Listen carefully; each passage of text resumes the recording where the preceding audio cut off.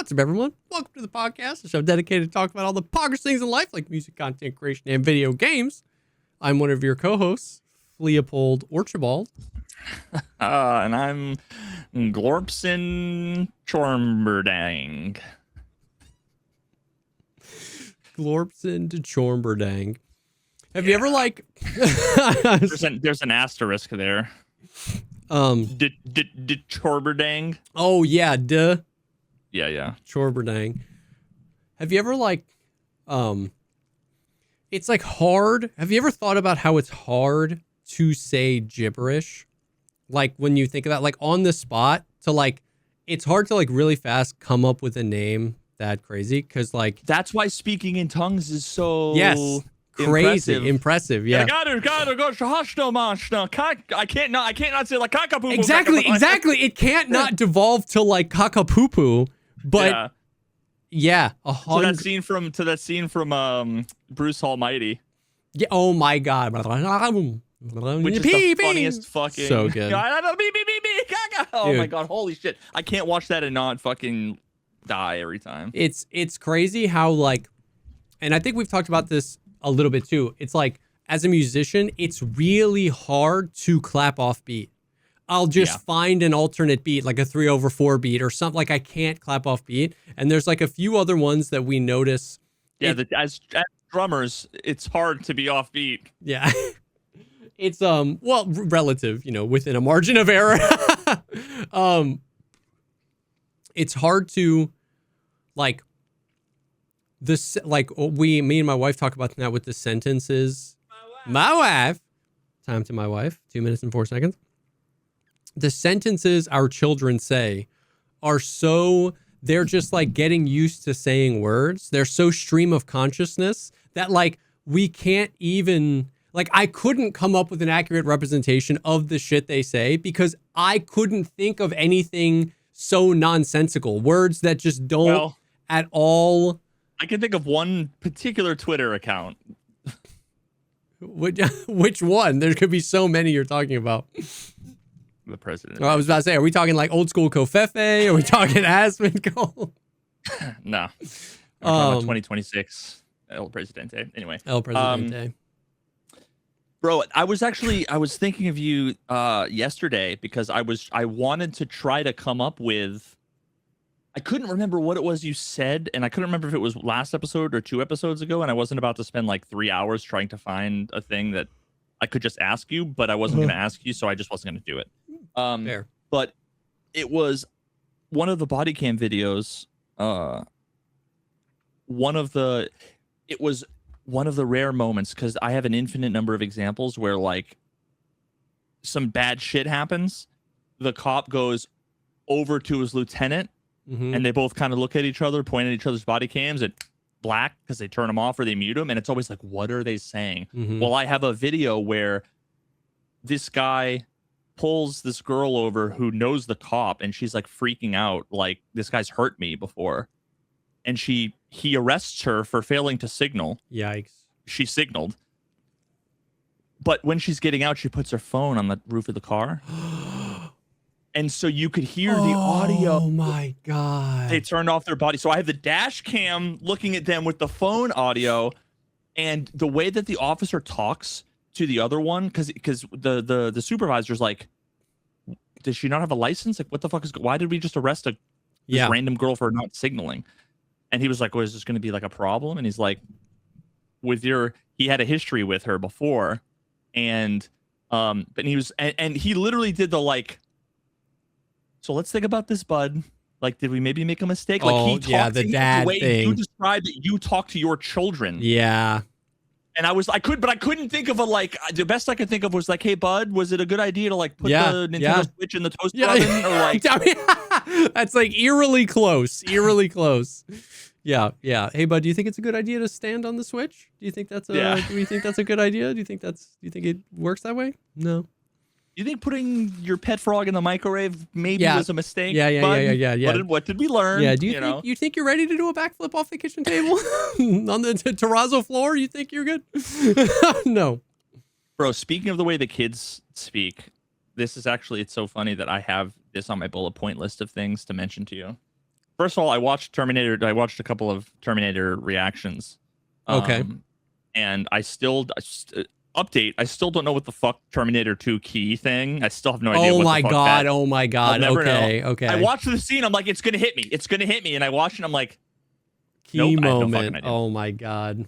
But one of the other things I did watch, because in my rotation, it's like Good Will Hunting, Interstellar, fucking Terminator 2, Indiana Jones. Just a few of them. How many of those haven't you seen? Oh, I've seen all those except Good Will Hunting. Okay. Soon, TM. Yeah. I wrote there. Okay, there's something about the way that Granny Murph Okay. talks to. I almost said Papa Smurf. Grady Murph and Papa Smurf. What's his name? We're talking Matthew McConaughey. Interstellar. Yeah. I don't know. He's just Cooper. He's just Matthew McConaughey in every movie. All right. He just sits down and goes, all right. So the way that she the way she delivers that line, it's the only bad part of the entire movie. Granny when Murph. She says like, oh, what does she say? She's like, nobody believed me. They thought I was making it all up. The way she delivers the line is like a 5-year-old talks. I don't know why. I don't know what it is about. Like, I don't know if it's the verbiage or if it's like her vocal inflection. There's just something that always stands out to me there that seems off, that bothers the fuck out of me. It's probably, and I can't, unlike the snare in Emergence, I can't will yourself to understanding it. Yeah. They thought I was making it all up. Like, she just, I'm gonna, spoilers. Oh my god. I'll find the scene. We're gonna watch it in a second and we're gonna see.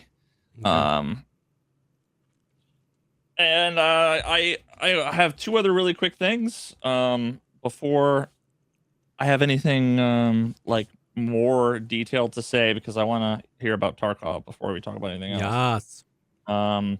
But I will say this could be one of those situations where like you might want to say like my did the SpaghettiOs change or did my taste buds change, right? One of those kinds of things. Okay. I remember as a kid getting you get like a Coke or whatever, right? You get a straw, like one of these straws. And I remember 99% of the time taking the straw and going up, on the table. Now I do that and it goes, and it just like, I can't do that anymore. It breaks. And they're not the shitty paper ones. I think they're shitty plastic ones. Like, the enshittification, like a couple microns thinner every year over the past couple of decades. They don't make them like they used to. They don't make plastic straws like they used to. I have to basically either do the like, or I go for the like grab it and just kind of pull it apart. Yeah. But sometimes it's like, like if my hands aren't like, if they're too dry. Yeah. The enshittification of the straws. Every time I hit it with the table, it cracks. Yeah, that's what I'm saying. It never used to be like that. I don't have that problem with. Oh, but if I do that with like the like an icy or like a Slurpee straw back in the day, the little spoon part used to break. Yep. Now it I don't, dude. They fucking. I think they switched. They switched them. I don't know what to say. I have noticed that with the straws because, and what I was going to say is, do you think maybe you're holding on to the straw tighter because you're older? But I don't think that's true because my kids break every straw they get when they smack it on the table and it goes sideways and cracks and I have to go get another straw. So I do think you're onto something. Well, I feel like when I was like 27, I broke my first straw, and it's been downhill ever since then. Like, I don't remember it ever being a problem. Yeah. Interesting. I'm not sure. Yeah. Interesting. Okay. Let me see. Let's see this real quick. Family. Can you hear this? Yeah, they all came out to see her. She's been incredible. Okay, like if you haven't seen Interstellar, I guess, like spoilers. But here, I'm gonna go forward just to deliver this one line. Just picture that it's a 6-year-old, okay? You told him I like farming. Say it. Come on. It was me, Murph. How was your ghost? I know. People didn't believe me. They thought that I was doing it all myself. Maybe I'm crazy, dude. People, they thought that I was doing it all myself. I don't know why they didn't believe me. They thought I was doing it all myself. Oh, that's... Listen, dude, that might be the weirdest thing I've like ever noticed, and I don't know why. There's just something about that line. Listen, nobody can tell you how to feel. I mean, it is very kid cadence coded. Yeah, for sure. Like, people didn't believe me. They thought I was doing it all myself. Like, they thought I was doing it all myself. I don't know. It's such a 4-year-old way of explaining. Yeah. You know, everybody thought I was fucking crazy. Yeah. Yeah. Well, you know, it's a, you know, she's on her deathbed. It's, you know, it's all downhill from there. I guess she doesn't really have a lot of things to say. So there's not much to compare it to, right? Yeah. What does she say? She says, like, I know. And then she says, like, brand. But she also she says something else. One other line, wait. Brand, Nope. go for me now. Come on. Spit it out, Granny. I have my kids here for me now. You go. No parent should have to watch their own child die. But see, that seems like an old lady. No parent should have to. She didn't say, like, the whisperer. The no one whisperer wants gave to it a see very mama die. old lady quality. Because kids can't whisper. True. Wait, do they have wait. This is a new thing. This was a thing we never had as kids. Like the silent fox or something like that. A silent coyote. Coyote. We used to have, was it just peace? It was like this or something. I think it was just a peace sign. Silent fox? No, silent coyote. It's got the assonance to it. What did you just call me? You don't know assonance? Assonance? Yeah.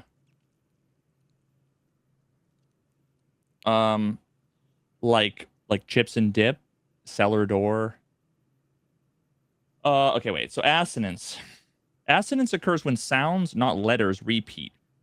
So who gave Newt and Scooter the blue tuna? It was too soon. Gotcha. It's very gotcha. Okay. Yeah, it's the opposite of consonance.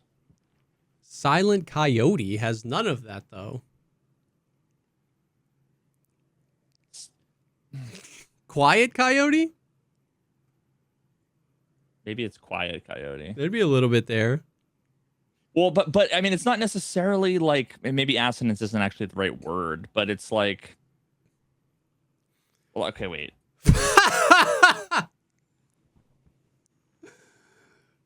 I mean, it's probably like a regional thing. Photoaesthetics. Okay, wait a minute. Phonoaesthetics. Phonoaesthetics is the study of the beauty or pleasantness associated with the sounds of certain words or parts of words. Euphony and my brain just broke reading cacophony. I was like, cacophony? No, that's not right. Cacophony? Is that like the Caco demon from Doom? I'm pretty sure we've talked about this before, but there needs to be a word for when the word was a missed opportunity to be what it is describing. Like palindrome's not a palindrome. Lisp is really hard for people with lisps to say. Abbreviation is a really long word for shortening things.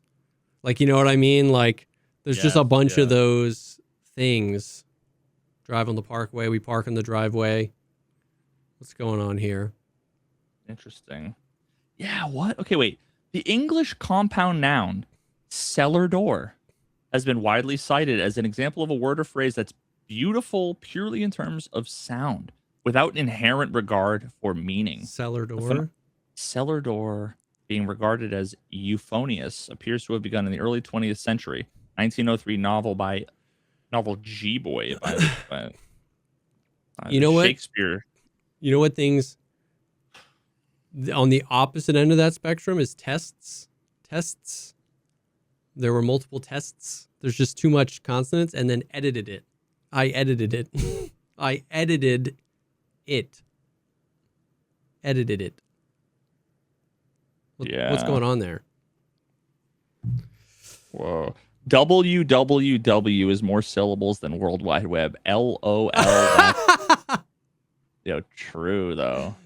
WWW is more. That's why a programmer should say dub. Dub. Yeah, no one says that. Dub cubed. Okay, there was one other thing I had, I think. I'm pretty sure. Film.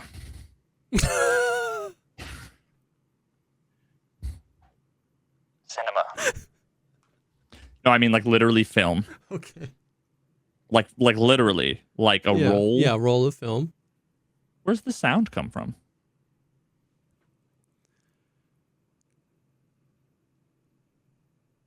Where does the sun go?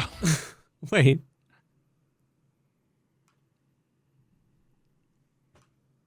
I'm about to blow your mind. Where does it come from? It's on the film. Yeah, I guess it would have to be, but like what reads it? The projector. See, this blew my mind. What do you mean? It's like when I think of film, I think of a reel of photos. Yeah. When I think of audio, even like physical, I either think of like a disc or a recorder or like a vinyl, something. Yeah. I never thought. I looked this up earlier. Whoa. It's really. I was like, whoa, what the fuck? A bunch of negatives. No. Yeah. No. But when you take a picture, it doesn't take also a bit of the sound.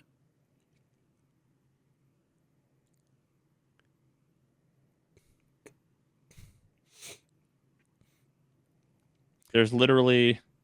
Now it depends on if it's like Dolby Digital or blah blah blah. There's all, but like. Wow, that's crazy. Right, dude? So wait, Yeah, what's see? crazy is that like so most movie theaters, or at least they used to, like when we were growing up, sorry. they were like projectors, right? Like in the movie theater. Yeah. So what I'm saying is there's been at some point, and maybe it still is the workflow for people to record things digitally, put it in a digital workstation like Premiere or DaVinci Resolve, edited it, and then export it to a film reel that then gets distributed to AMC so they can project the movie. I have no idea when digital film projectors came out versus when, like, I part of me, and I know that this isn't true, but part of me just like assumed that like Premiere came out after, like by the time people like me, you and I were using Premiere, movie theaters weren't using film reels anymore. I'm probably wrong about that. For all I know, they still do. Well, I think IMAX ones still do. I think a lot of them do digital projection now. I think when we were growing up, we were watching movies on film projectors. I think some do digital projectors now, and I think like IMAX ones are still film. Yeah, because what I was thinking was I went through a big train of thought watching something about how they used to do like old school whatever, and it occurred to me, this is how you know that like I'm such a fucking poser, like fake producer, editor. Like I have no idea what I'm doing. And I didn't even confirm this. I just sort of assumed it once I thought that it was true. The little clappy thing has to be to like sync audio. Sync audio, yeah. Never put two and two together. Yeah. Because I've never had, other than the one time that I was filming the shit in front of the green screen for the last video. Yeah. With like the drink and I never had to have audio and video separate. Yep. Yeah. And so then I had that thought, and then I went, hey, wait a minute. Yeah. Like I was thinking, like, how did they like sync the audio and video on the film? Because I started to think, like, is there someone like loading shit in, like cutting it and then like loading in like the frame one in, and it has to be and I'm like, but what are they syncing it with? Yeah. Like, where's the audio coming from? It just never occurred to me that, like, to me, a projector was a light through a photo. And I realize now I might have confused someone, maybe multiple people in chat or the audience, where I said, where does the sun go? That had nothing to do with the film thing. That was a throwback reference to a bartender who was really dumb. And when she was like, where does the sun go at night? She said, but where does the sun go? That was just like, but where does the audio come from? That is such a classic. But where does the sun go? It was after like a fucking 15-second like pregnant pause where we were all like pondering like space and whatever, and she's like, but where does the sun go? if it's dark in space, then I was like, listen, damn girl. But where does the sun go? Yeah, so I just have no idea. Like I know how like CDs work. Yeah. I know how like the digitization. I know how like records work. Mm-hmm. But to me, there was a lens and like a bulb and I'm like, I thought maybe it was like the projector worker's job was to like hit the two buttons. Well, my God, like the two keys in the Terminator. Yeah. That was the key moment. That was the key moment. No, like I am with you on like I just never thought about it. I just never considered that the audio information was also stored on the film. Yeah. Yeah. Wowzers. You learn something new every day. Every damn day. Wow. Indeed. Where does the sun go? Where does the sun go? Well, dude, we have been ripping Tarkov season 1. And I'll preface this by saying it's really fun. Like but here, like True Detective season 1? No. Nothing is ever going to be like True Detective season 1. So, okay. It's important to like, there's like layers to this onion, right? It's important to recognize, first and foremost, I want to say my overall rating on season 1 is W. Like, awesome. Now, so I have to say that first before people are like, you're just whining, because the reason I have that rating is in light of the conversations we'd been having, right? Where it's like, you helped. Oh, I fucked your expectations. You helped adjust my expectations to be more right. And so does that make sense? It's like Tarkov season 1 is not what I would want Tarkov season 1 to be if I was put in charge of it. But when I was able to let that go and be like, Tarkov is only ever going to be Tarkov. It's never going to be anything other than Tarkov. No one can ever will anything into or out of Tarkov without feeling the wrath of Nikita making the thing they're trying to will worse. And when you just let live and let God and just float down the lazy river, when that's the thing, I was like really surprised and delighted by season 1. Does that kind of make sense as like a front runner for the conversation? Yeah. So how far the question is? Yeah. How far do we want to get into this? Yeah. So I'll tell you like a little bit about like season 1 and like how it's going. So What I will say is that we talked a little bit about how there was going to be a quest rebalance to literally everything. And if I'm honest, that's doing a lot of the heavy lifting of making season 1 feel good. Okay. A lot of the heavy lifting. I think that without the quest rework, this would be a hard sell.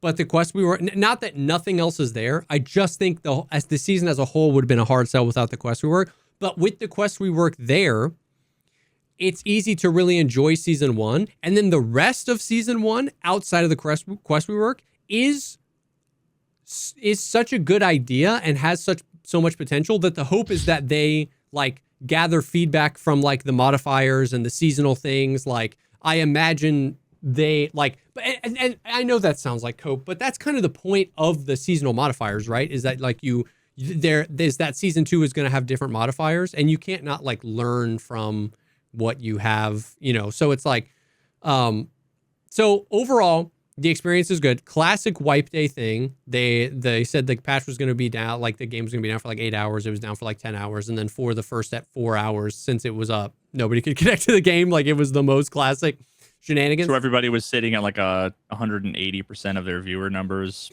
Yes. But while sitting there panicked, stressed out. Yes. Literally just like every time you would launch the game, it would crash and it would ask if you wanted to report the error. And so everybody was just hitting yes. So like they were getting, which is also, oh my God. I was saying no half the time, but they like billions of just reports were coming in. It was hilarious. But let me I'll open the game and show you my modifiers. So season 1, you get shoved immediately in where it's like, hey, you click seasonal character to start, and then it's like, what do you want your modifiers to be? Now, we went through a bunch of the modifiers, and I kind of have like highs and lows. I think almost all the modifiers are just soft skill based. So I was personally pretty disappointed when I read through them because I wanted more like decisions. I wanted more like, if I take this, I can't take that. And that actually changes how my wipe feels. Right? Yeah. Where most of it was just like, what's the best means to an end for like getting the best skill progression is ultimately what it was. Now, there are a lot of people that have been choosing to do basically like personal hardcore wipes, where you can like, 2 of the negative modifiers were broken secure container, which severely limits what you can put in. You can't put tons of items in there, and no flea market. So a lot of people are choosing that just as a pseudo hardcore wipe, right? But it has to be like 85% of the streamers must feel pressured to do that, right? No. I mean, okay. Yes, I do think a lot of streamers did it. Or if they don't do it, they're going to get to the point where they're like done. And when they would otherwise wipe their character or they reset or whatever, then they'll go hardcore. I think a lot more people are going broken secure container necessarily than no flea, because no flea is just like, especially when one of the global modifiers is that nothing for your hideout needs to be found in raid, which means you can buy it off the flea market. So like you're like giving up that benefit by saying no flea market. Now, most of the people that are doing it are the old school people. Like Deadly went like no flea market, broken secure container. I think he actually might have done a flea market. I don't know. But a lot of the old school people are doing it. But the meta was like, just like, how do you get the most and best soft skills? I went marathon runner, which is arm and leg stamina is consumed 20% slower. Youth, which is energy is consumed 20% slower. And arm and leg stamina is increased by 10. That was me, my bad. That was me. Prodigy, which is all skills are increased. All skills are gained 30% faster. And then one that's just called Lucky. And it just says fortune favors the bold in Latin. And I have no idea what it means. And still after 4 days of Tarkov, I don't know what that skill modifier does. Wait, Fortunas. Audentes, Fortuna, il Iovati. Yeah, okay. There's something. What the fuck is that in? I don't know. Kingdom Come, Deliverance. Yeah, right. And then the negatives I chose were hemophilia, bleed chances increased by 25%. Osteoporosis, limb fracture chances increased by 25%. And falling from heights does 20% more damage. Oh, so you went with, I'm going to role play as a middle-aged man. Yes. Polydipsia. You went dad mode. Dad mode. Dad mode. There's hardcore playthrough. There's a dad playthrough. Hydration is increased, consumed 15% faster. Well, that hurt. All med kits consume 25% more resource. So like your 300 use IFAC, you're using more of it every time you heal. Oh, I don't know why I assumed when you said medkit, I just thought grizzly, but that's all. All of them. Allergic. Become allergic to 3 random items from the provisions or medication category. And you don't know what you're allergic to until you take it. And what happened? When you take it, you get a tremor effect, and your hydration and energy just go to 0. And like if you don't do something about it, you'll start like coughing, I think. So you basically, it fucks you immediately once unless you're an idiot. Yes. Now, here's the thing though. Anything from the provisions or medication category. So Deadly found out he was allergic to ETGs. I'd reset my account. Yeah, dude. A lot of people are allergic to Propofol or reset. Yeah. So like Deadly was allergic to an ETG, so he might, but it still heals you. It still does the thing. So like if you got shot up and you're down to 10 HP, the ETG is the stim that heals you the fastest. You might still hit it and then just do the fight with 0 hydration or energy, then just die, right? So yeah. The only one I found so far for me is crackers.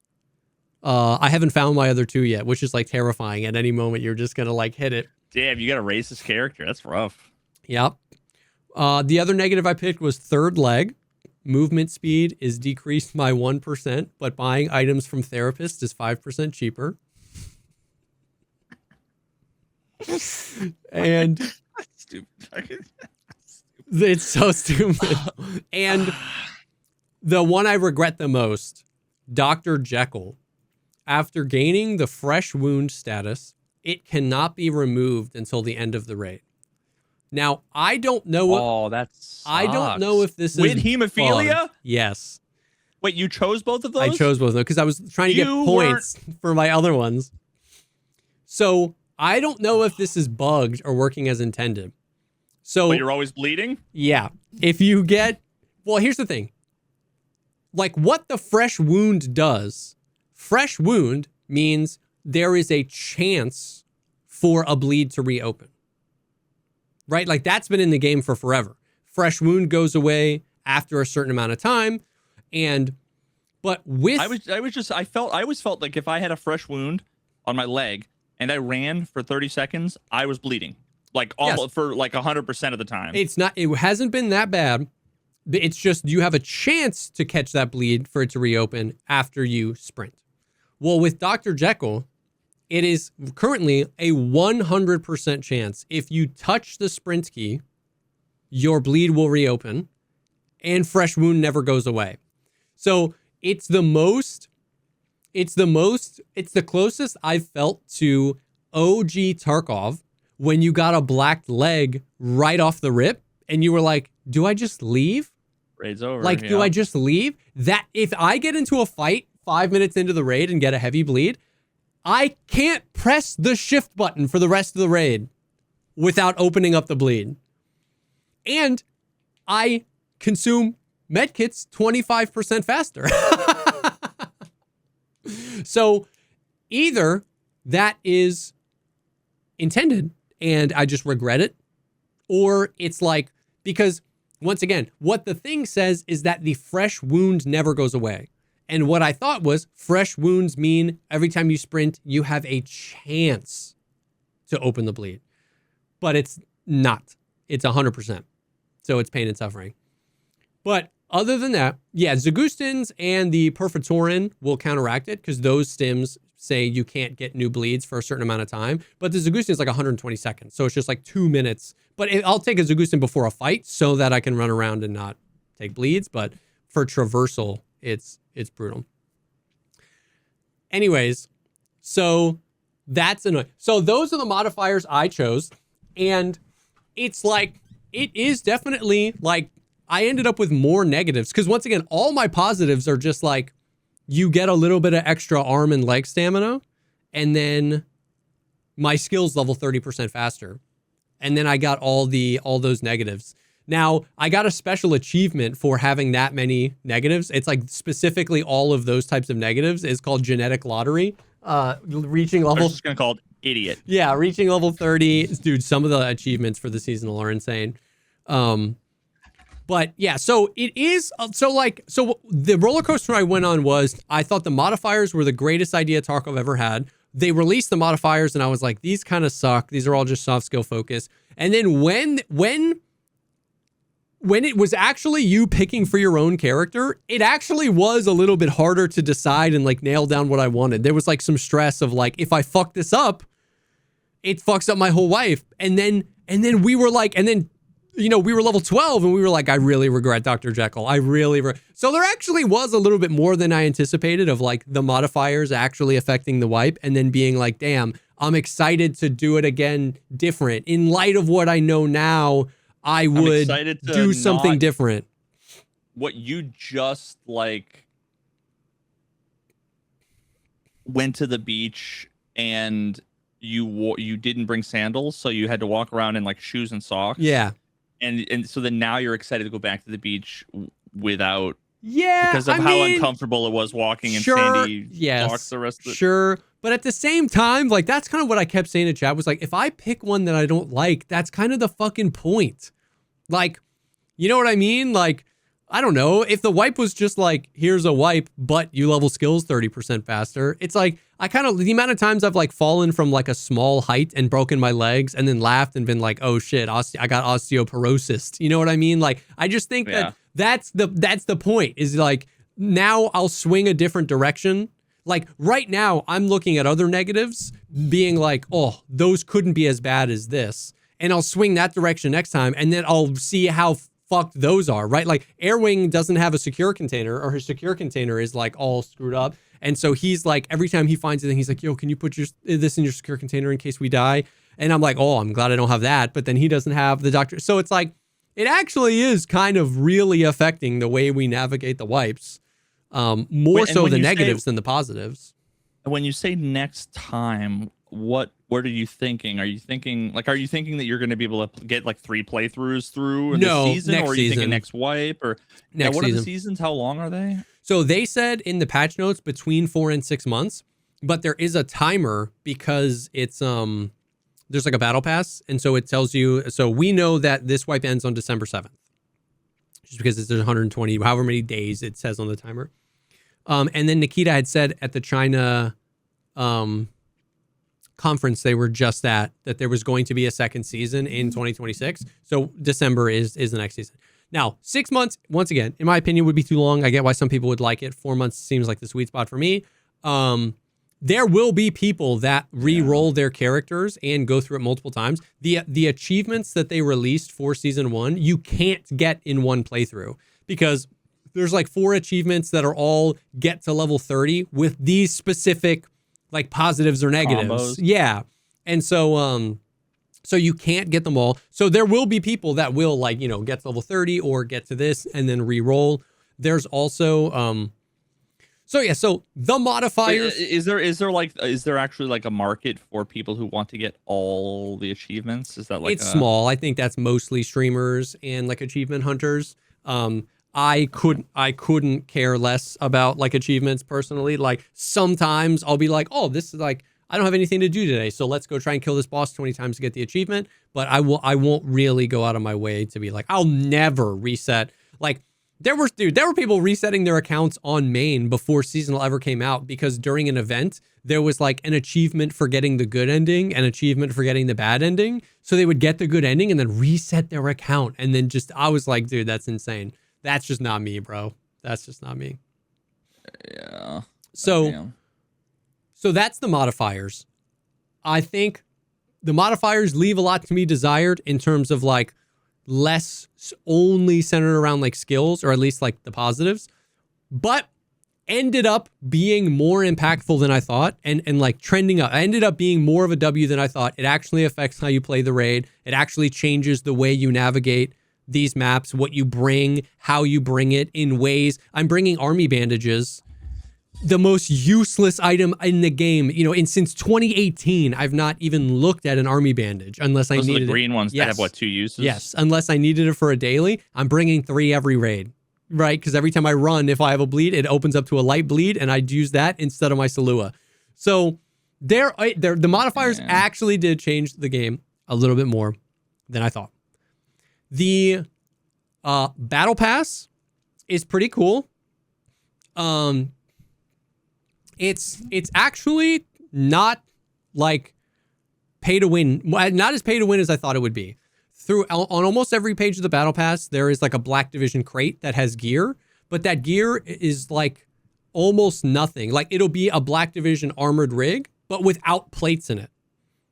So it's just the rig. And then, so it's not, they're not giving everybody level class 5 armor. It's like, here's the rig, you put the plates in it. Or it'll be like a Black Division face mask that's not armored. Or it'll be like a helmet. So it's way less. I thought those crates were going to be like guns, meta ammo, you know what I mean? So that's less than I thought. It's a lot of cosmetics, lot of like skinned versions of things, hideout customization stuff. Like guns? No, so like a rig, you can get like Arena did this too, where it's like the Karasa was the blue armor. There's like a tan version that you got from the Arena Battle Pass. And it's just the same thing, it's just tan. And there's like a tan Blackrock now. But so did they give you one of them, or is it the option to buy it? You get or is the it that option they to all buy it. Look... Yeah. Oh, okay. Yeah, you gain the option to buy that thing. There's like a couple. There's like a gun. There's like the new Hawa, 5.5 Hawa Type 20, I think is the name of the gun. Apparently, it's like the Japanese SCAR. It's like a 5.56 SCAR. It's like, I don't know. It's a cool looking gun. Some cool cosmetics. So the battle pass is like genuinely not as crazy, cringy pay to win as I thought. The way that the battle pass works is that there are 6 different, I think 6, I could be wrong on that, different types of intel items added to the game, and they're spread across all the maps, and they act like the Tarkov pocket watch. So if one spawns here, it spawns for everybody, even if somebody else picked it up. Now you would have to go find it, but if it's there, it's there for everybody. It's yes. And when you grab it, you can put it in your secure container, and it doesn't need to be found in raid or anything. And then each page has different types of items, and then those items cost a different amount of documents, specific types of documents. And then if you like play a certain map a lot and you find a certain type of document way more than the other ones, you can exchange a 5-to-1 ratio of any document for any other document. So it kind of pushes people to move around and play all the maps, because that's where you find the documents. But if you just like to play the map you play and you find a shit ton of that, you can convert them and progress through the battle pass. Now, there is one document called declassified document. That document is essentially a wildcard document that can be used. Declassified or the classified? The classified document. And it serves as a wildcard, which means it can be used in place of any document. That document is purchasable with real money. So you can just buy your way. So the battle pass is free. There isn't a free tier and a paid tier. It's just a free battle pass, and you can buy your way through it. It's like $100, I think, if you bought all the way through. So I'm right now, I'm just kind of like seeing how easy it is to find the documents, how many I find, like, you know what I mean? It wouldn't be crazy for me towards the end of the season to buy my way through the rest of it, where like I wanted to see how many I could find for a season. And then if there's a cosmetic at the end and the season's about to end, you know, I might buy my way through it. Yeah. So I'm not poo-pooing people that bought their way through it immediately. I'm just saying I'm kind of like figuring out how reasonable it is to find the documents. You know what I mean? So yeah, the battle pass. And then there's brand new seasonal quests. So there's like quests that have Cord at the beginning. Season 1 is Cord Breach. And so there's like a brand new seasonal quest. And throughout the seasonal quest, Cord? C-O-R-D? K-O-R-D. Cord Breach. Oh, because it's Russian. Yeah. Duh. And there's like, it's not a battle pass, but it's like a mini progression thing where every couple of seasonal quests, you also unlock like a black division. The theme of season 1 is the black division. And so you can unlock like 6 or 7 different pieces of black division gear for purchase from the traders by working through the seasonal quests.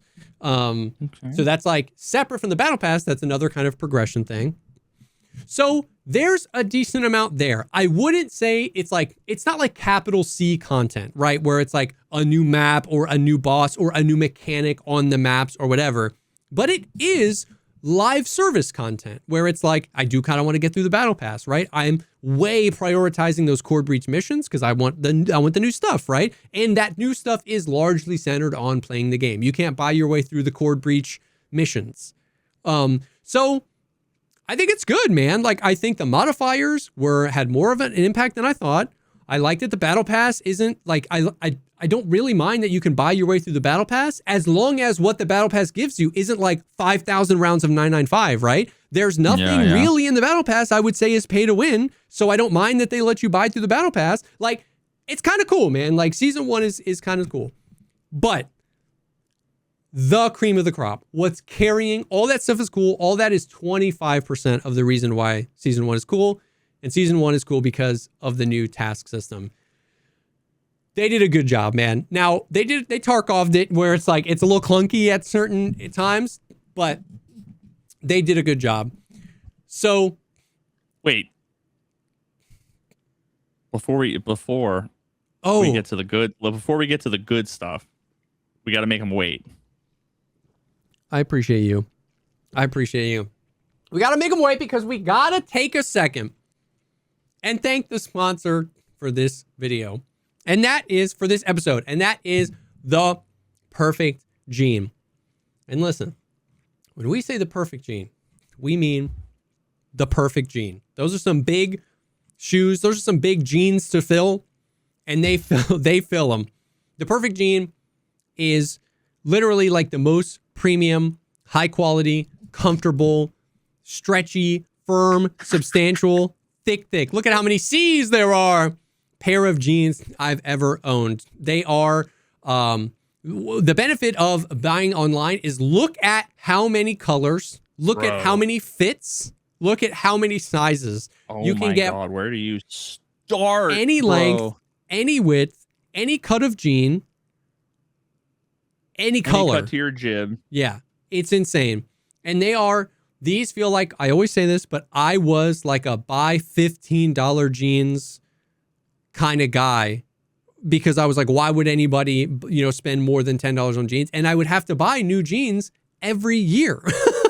We've been working with them for like years now. They sent me 1 pair of jeans for free. I've bought 4 more on my own since then, so I could have like one of every color. They are incredibly comfortable. They're incredibly substantial. They're the perfect amount of stretch without feeling like stretchy material. It just feels like a pair of jeans. Oh, they're so good. Bro, I everything you just said about the jeans, 100% true. I just recently got a hold of the tees. Yes, dude. My guy. Okay, where I'm at with this, it's one of those things where, and right now I'm not wearing one. It's one like I look forward to like laundry day. Yeah. Because I the moment does laundry, which I very much appreciate her for. Yeah. I'm like looking for one of the 3 that I bought. I need to get like 50 more. Genuinely, they are typical man SMH. Yeah. No, they genuinely are like, and it's the same thing with the jeans. I look forward to wearing them. Yeah. They're the first things I like consume. I get sad to put them in the hamper. Yep. Because they fit better than everything else. Yeah. They are more comfortable than everything else. Yeah. I just feel better. And it's one of those things where it's like, you're not walking into a big box store where they have everything. Like the perfect jeans, like locked in and nailed jeans. So good. Like, but basically what I'm saying is like, there's the type of place you walk into and they have everything, but they're not really known for anything. And then there's a place that makes one thing so well, you go, I wish they would also make shirts because their pants are so good. And so that's kind of what they did, where now they make like some shirts. I think they even have some like long sleeves and maybe some hoodies in the winter. They've got polos. They've got the khakis, the Den khakis. And it's like, it's kind of that vibe where like I implicitly trust and I'm like, oh, I'm glad you guys make shirts because your jeans are so good. So, yeah, they're not just going and buying like Gildans or whatever and then putting their brand on them. Exactly. Yeah. So the Perfect Jean is great. Once again, the customization is awesome. Being able to get whatever size you want, whatever cut you want, whatever color you want. And they're just incredibly comfortable, incredibly durable. I've had the first pair they gave me was like a year and a half, 2 years ago. I wear them all the time and they feel incredible. So our listeners can get 15% off their first order plus free shipping at theperfectjean.nyc or Google The Perfect Jean and use code the Pogcast 15. That is code the Pogcast 15 at theperfectjean.nyc or Google The Perfect Jean for 15% off. Thank you so much for The Perfect Jean for sponsoring this episode. Yes, thank you for that. So yes. So now tell me about the sauce. So the sauce. So the Quest rework is great. There are some curmudgeons out there that say that the game is too easy now. And to you, I say, this is not why the game is too easy. Icebreaker and Labyrinth are. Anyways, they completely reworked how the questing is done. So it was like a multi-pronged approach. Almost every quest got changed somehow. So like not every, like the pocket watch is still go get the machinery key, get the pocket watch. But all like they better never change that quest. 90% of the quests have had something change. How many of a thing you need, where you need to get it, does it need to be found in raid or not? Do you need to kill scavs and PMCs or just PMCs? Where, at what place, on what map? Almost every quest had that changed. Many quests that were multiple quests got squeezed into one quest. Like a couple of entire, like there was Vitamins Part 1 where you had to turn in the respirators and the Ushankas. And then Vitamins Part 2 was you had to go get some chemical thing. And now it's just one quest where you get the Ushankas and the thing. And instead of getting 3 chemical containers, you just get 1. Bad Habit was you had to get 10 of each of the types of cigarettes. The Wilstons, the whatevers. Now it's just 15 cigarettes. Can be any type. They have to be found in raid though. So wait a minute. We need to talk about that. Is that better? I'm not saying it's better. It might be. I'm not saying every single one of them is better. I'm saying this is one facet of. Oh yeah, no. Yeah. And I'm like literally this is like the least important thing in the world. I was just like, it is better. Wait a minute. It is better because it's been so long since I've done that quest. I forget how I don't remember it, you know. So we all know the feeling. We have our Marlboros turned in. We have our strikes turned in. We just need Wilsons, and you keep finding Marlboros. You keep finding Marlboros. And so now it's just 15 of any type. It's the GTA car spawn thing all over again. Totally. I never played GTA. You don't know what I'm talking about? No. We talked about this like a couple weeks ago where you like look for a car, you get in the car, and then all the cars spawn. Sorry, I thought you meant like an actual mechanic in the game. But yes, that phenomenon of you find all the cars once you buy the car. You save up and you buy the car. I never saw my BMW ever in my life until I bought it, and then now it's everywhere. Yes, no, for sure. So one facet of the quest rework is that almost every single quest was looked at by someone and adjusted. Another facet of it is that they threw them all into a bucket, shook it up, and just everything is in a completely different order. So we're getting quests that were like considered late game quests 2 days into the wipe. And that kind of shows you how arbitrary all the quests were. None of them were late game or early game. They were all just do random thing. And the only thing that makes it late game is that this one unlocks SP6 for purchase, as opposed to, you know what I mean? But there was also reward though too, right? Like it was like go do a thing at this place, and the late game quest was 800,000 rubles where instead Versus- of 8,000 rubles. Yes. So is it still like that where No. So one of the pillars was they changed all the quests. One of the pillars is that they're tiers, right? is that they changed the order, and the other pillar is that I think there's going to be 4 tiers, but I don't have any level 4 traders yet, so I don't know. So what it is you accept quests from a trader. So we're just going to pick one, right? Proper. You get like 5 quests from him, and those are level 1 quests.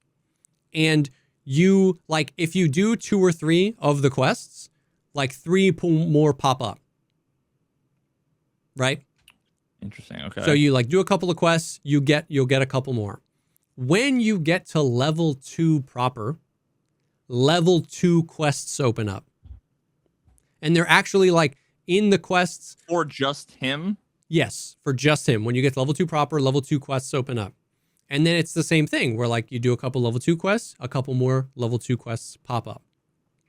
All level 1 quests give the same rewards, which is the same, or not always the same rewards, but they always give the same amount of money. So level 1 quests give 3,000 XP and 80,000 rubles. Okay. And then 3,000 XP, 80,000 rubles, 0.1 trader rep. And then sometimes there would be like a reward, like a gun, or there would be the initial equipment for like the next task, right? Where he would say, go kill people with this gun, and then here's the gun, right? But they had said that they flattened the rewards for most quests to just be focused on cash. You're just going to get cash instead of like, here's 8 cigarettes, you know what I mean? Here's some random 5.56 ammo that's terrible. The rewards are almost always just cash. This has made such a difference, by the way. Just getting cash in such a good way. Your stash was filled with garbage. Your messenger was filled with garbage. It was just garbage you wanted to sell. 90% of the time, you just wanted the money from it anyway. And so it was just, you were just jumping through hoops, making enough room in your stash to accept the shit from the trader to then just sell it for money. Now it's just money and experience. It's so much better this way. Let me buy what I want and just give me the money. And the fact that they all give the same amount of XP, and then level 2 quests give 10 or 11,000 XP, 0.25 trader rep, and 160,000 rubles. Level 3 quests give 28,000 XP, 0.75 trader rep, and 225,000 rubles. So it's... I wonder how someone is going to make a fucking... Maybe this would just be me in an alternate universe, but I was going to say, like, you must be able to know, like, you can... If you do X quests... Yeah. Forgetting about how much XP you make in raid, because that's a variable we don't know. It's like you do 9 level 1 quests, you're at level 10 minimum. You do by then, you know, you get to here, and it's almost like there's a direct understanding. Yes. 80% of the way there, or or something like that, of like what level to quest. Yes. Well, pretty like much how your wipe trajectory. Pretty much, it's like if you have level 2 quests available from a trader, do them instead of the level 1s, even though you have some level 1s left, because the level 2s are going to give you more XP, more money, and more trader rep. And then once you get to level 3, do those. Now, if you're a completionist, or if maybe you're going for Kappa or whatever, you can continue to do the other ones. But it's so much like as someone who, even though you're a couple years removed, as someone who's played so much Tarkov, it was so linear in like, it doesn't matter what level you are. It doesn't matter if you pushed this early game quest off until you were level 50. If you wanted to get Kappa, you had to go to factory and do stirrup and kill people with pistols. And you could push it off, but you had to do it. Everything was like, you had to go from A to B to C to D to E. And there were all these spaghetti noodles that all intertwined, but you had like, no matter there were what, a few bottlenecks that you had to go back and do that because that unlocks this quest and that unlocks this quest. You had to do setup because setup unlocks chumming and chumming unlocks inform means armed. And if you can't do inform means armed, then you can't do, like, there just has to. That is gone. As far as I can tell, so here's an example. Me and Velian were both level 3, like mechanic, okay? And then like I was like, oh, I have to do this task. And he was like, oh, how did you get that? Like, what did you turn in to get that? And I was like, I turned in this, my GPU and my CPU fans. And he was like, oh, I don't have my GPU. But he had a different level 3 task to turn in. And when he turned that one in, he unlocked those same quests I unlocked. So instead of now, you have to go find your GPUs, fuck you if you're getting unlucky on RNG. Now what it is you just have to complete 2 level 3 tasks to unlock the next level 3 tasks. You have 5 level 3 tasks. Pick which 2 you want to do. And when you do those 2, you're going to unlock more. And so it's so much better because it's like it's in a way, it's almost like those systems where it's like, rather than you hit level 35 and you unlock like the UMP or like in Call of Duty. Yes. It's like you hit this level and you get 10 coins and you can like unlock these, however many things you can unlock with 10 coins you can get. Like, yes. And so it's like, because over the years, there's just so many quests now. Like we were talking about this, I think last week or the week before, where you didn't realize like it is genuinely mild to have 50 available tasks at any given time. Like that is a conservative estimate that I have 50 available tasks. Up until 3 days ago, if you wanted to get Kappa, if you want to get max traders, if you wanted to unlock this stuff, you just have to do almost all of them because you don't want to do this task, but the task you want to do to unlock the ammo you want to unlock, just 6 tasks back is blocked by that one. And so you have to do that one, and then you have to do this one, and then you have to do that one, and then you have to do this one, and then you get the ability to start the task you wanted to do to unlock the thing. And now it is so much more. Now they feel like side quests because it's like, I don't want to do that one. I'll do the other ones. That allows me to unlock the next batch of quests to get like to where Oblivion. There's like 800 quests I've just never done and I'll never do. Yes. I don't want to do. It's now the visual representation of this. The UI in game is pretty clunky because like there's like drop down tabs where like level 1, level 2, level 3, and then there's another group of tasks called essential tasks. These are tasks that like are kind of separate from tier 1, tier 2, tier 3. So like the Punisher. That's such a classic Tarkov questline. They wanted to keep Punisher 1, 2, 3, 4, 5, 6.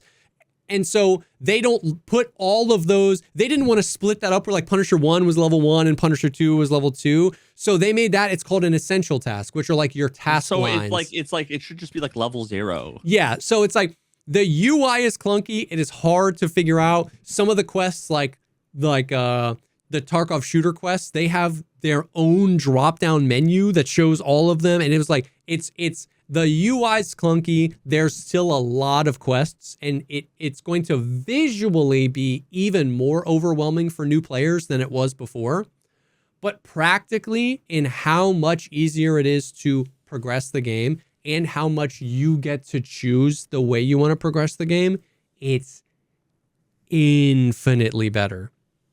So one thing I don't understand, it's been so long, I still don't know what a storyline quest is. Fair. And so, because I don't know that I ever played. No. Genuinely 1.0, November 2025 is when that came in. And so, but also if you were to ask me, I would assume, and maybe it sounds like it's probably not the case, that like the first thing that comes to mind is the one where you have the gazelles and you need to like hide them in the spot, like the stage out. Is that a part of the storyline? Because like maybe it's from playing the game for 5 years that like I just invented the story is like, well, now Pratpor says, oh, we have to do this other thing because of something going on, like because there's flavor. Yes. So there's like story. So what I thought the storyline quests were going to be like either they just take those and wrap them in like a fucking cutscenes or whatever, or maybe they take some essential ones like Punisher, like whatever, and then weave that in with some larger ones. But it sounds like that's just a totally different, separate thing. Totally different. There's storyline quests, then there's tier 1, 2, and 3 quests, then there's essential quests, and then there's daily tasks. Then there's operational quests, and then there's seasonal tasks, your cord breach tasks. Fuck me. Yes. What, like? Yes. Bro. Yes. Now, Well, in my opinion, not in my opinion, for me, I'll never touch a storyline task in seasonal. Like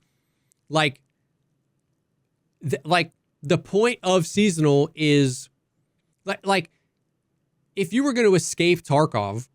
Oh, is that like playing Call of Duty single player mode? Yes. Like it's like playing Call of Duty single player mode on an account that wipes. If you beat, I'm only gonna play that once. Exactly. If you beat Call of Duty, you just want I beat Call of Duty on your account forever. You don't want that to when you prestige in multiplayer, it resets your campaign progress. Like that's weird to me. So is the storyline the escaping? Yes. And okay, so some auxiliary like post Kappa. No, escaping is its own thing. Now it used to be you had to get Kappa in order to escape. That is no longer the case. Now there are some like auxiliary tasks. There's like one that's focused on.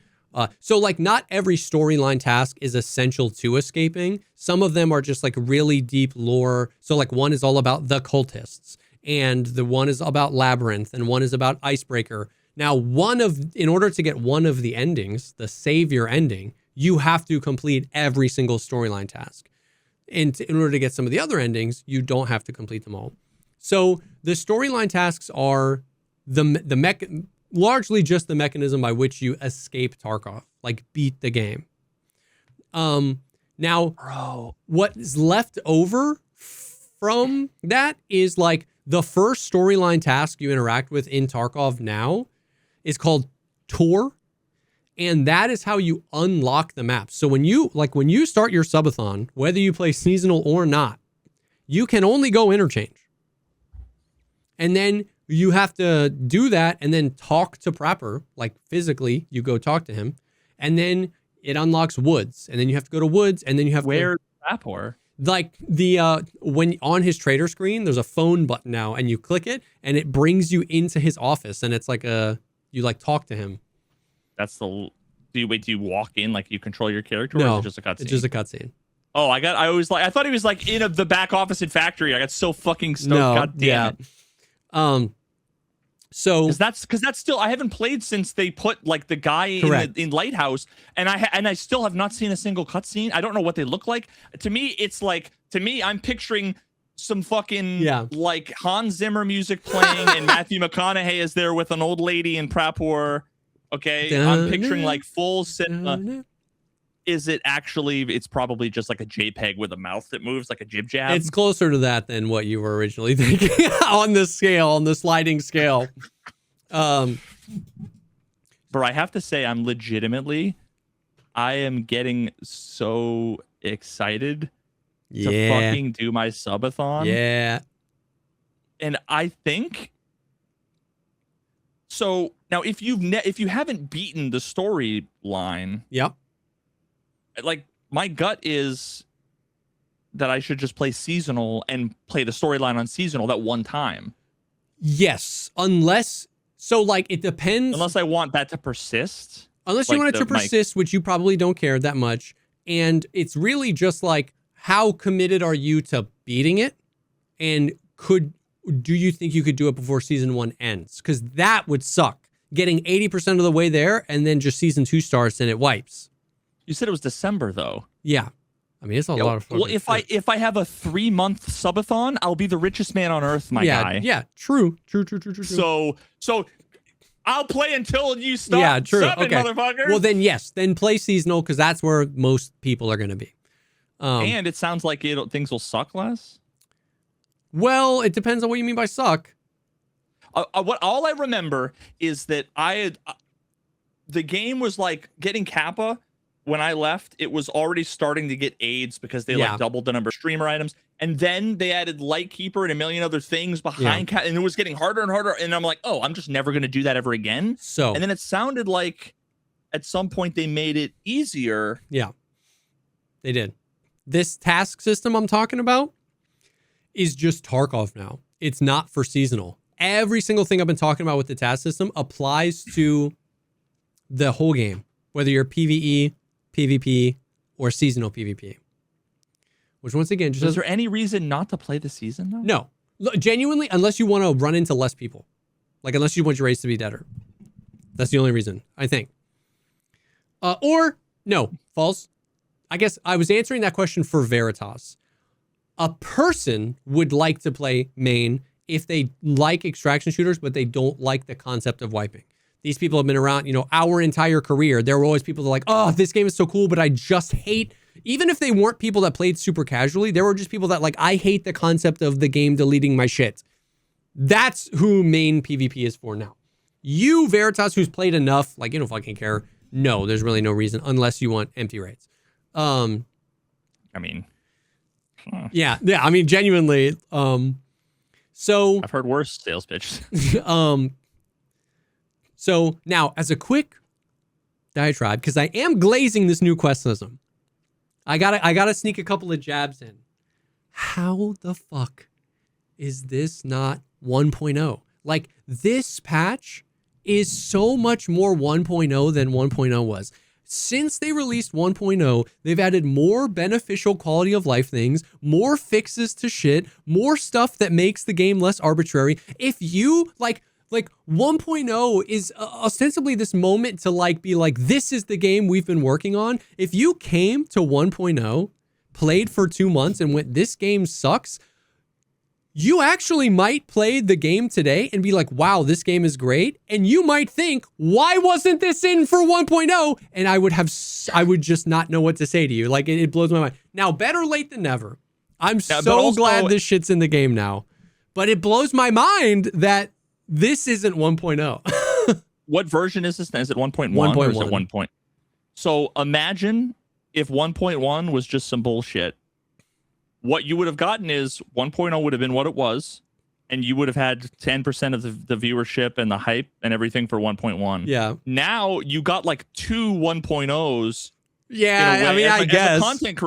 As a content creator, it's like, you know what? Okay, 1.0 hit at the worst time for me because all I wanted to do, Arc Raiders had just come out, and all I wanted to do was play Arc Raiders, and I was at my lowest point with Tarkov, and 1.0 sucked. Like, once again, I am joking around. Like, please don't like hold this shit too hard if you're listening.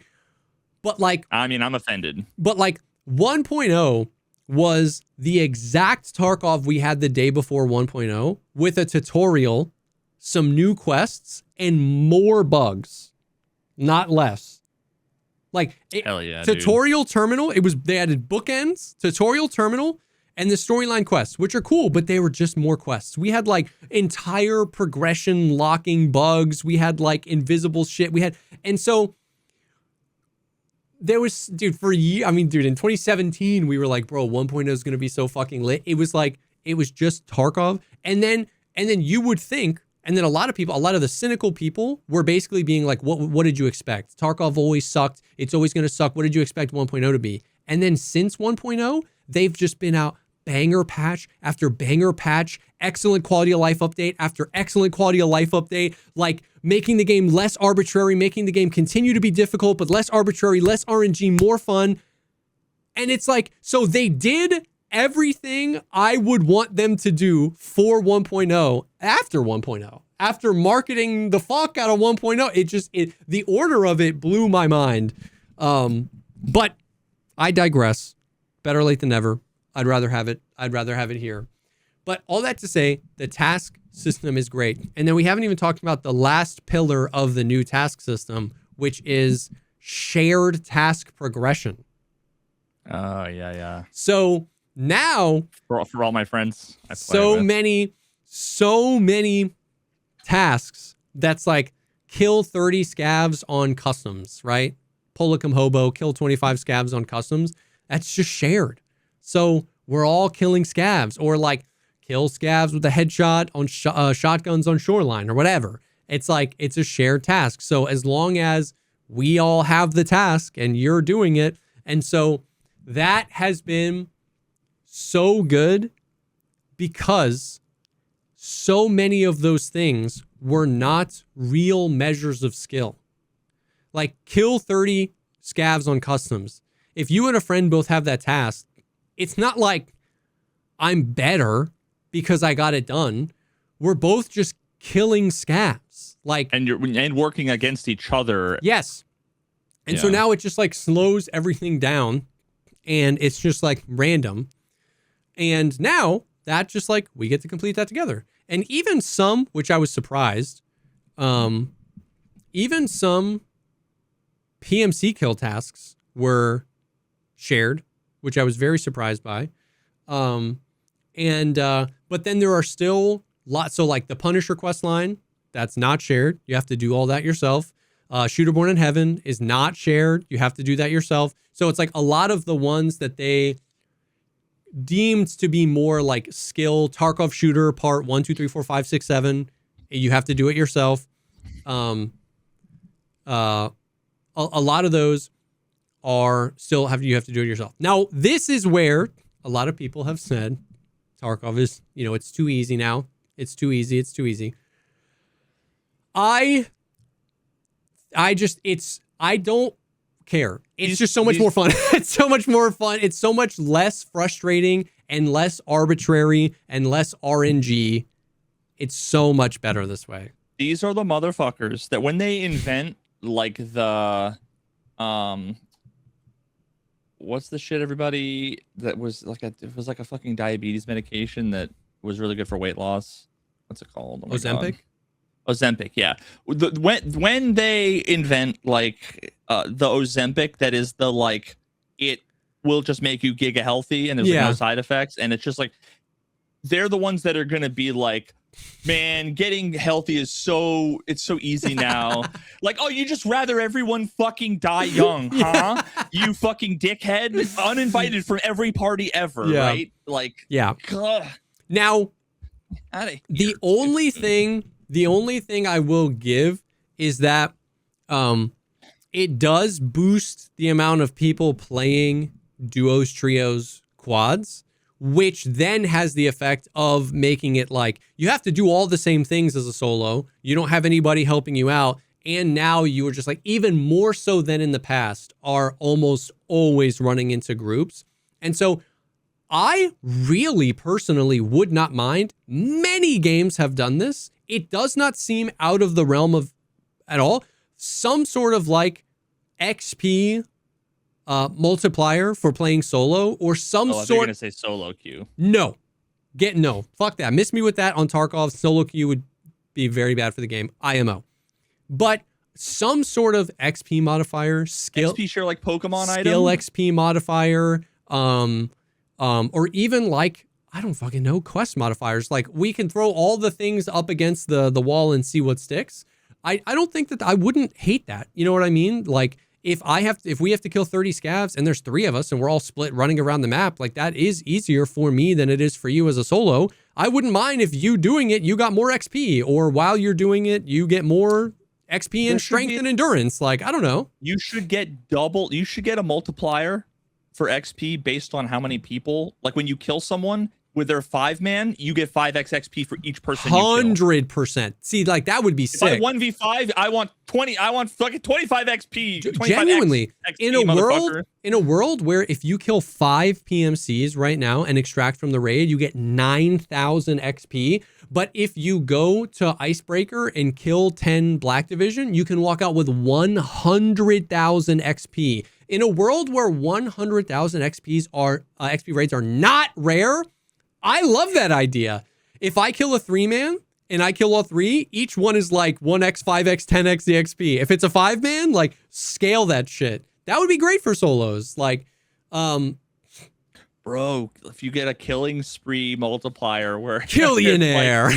Like, oh my god, Killtacular. Killtacular. Like, if you kill 3 people, it's like a multiplier on, like one of the variables, the PMC.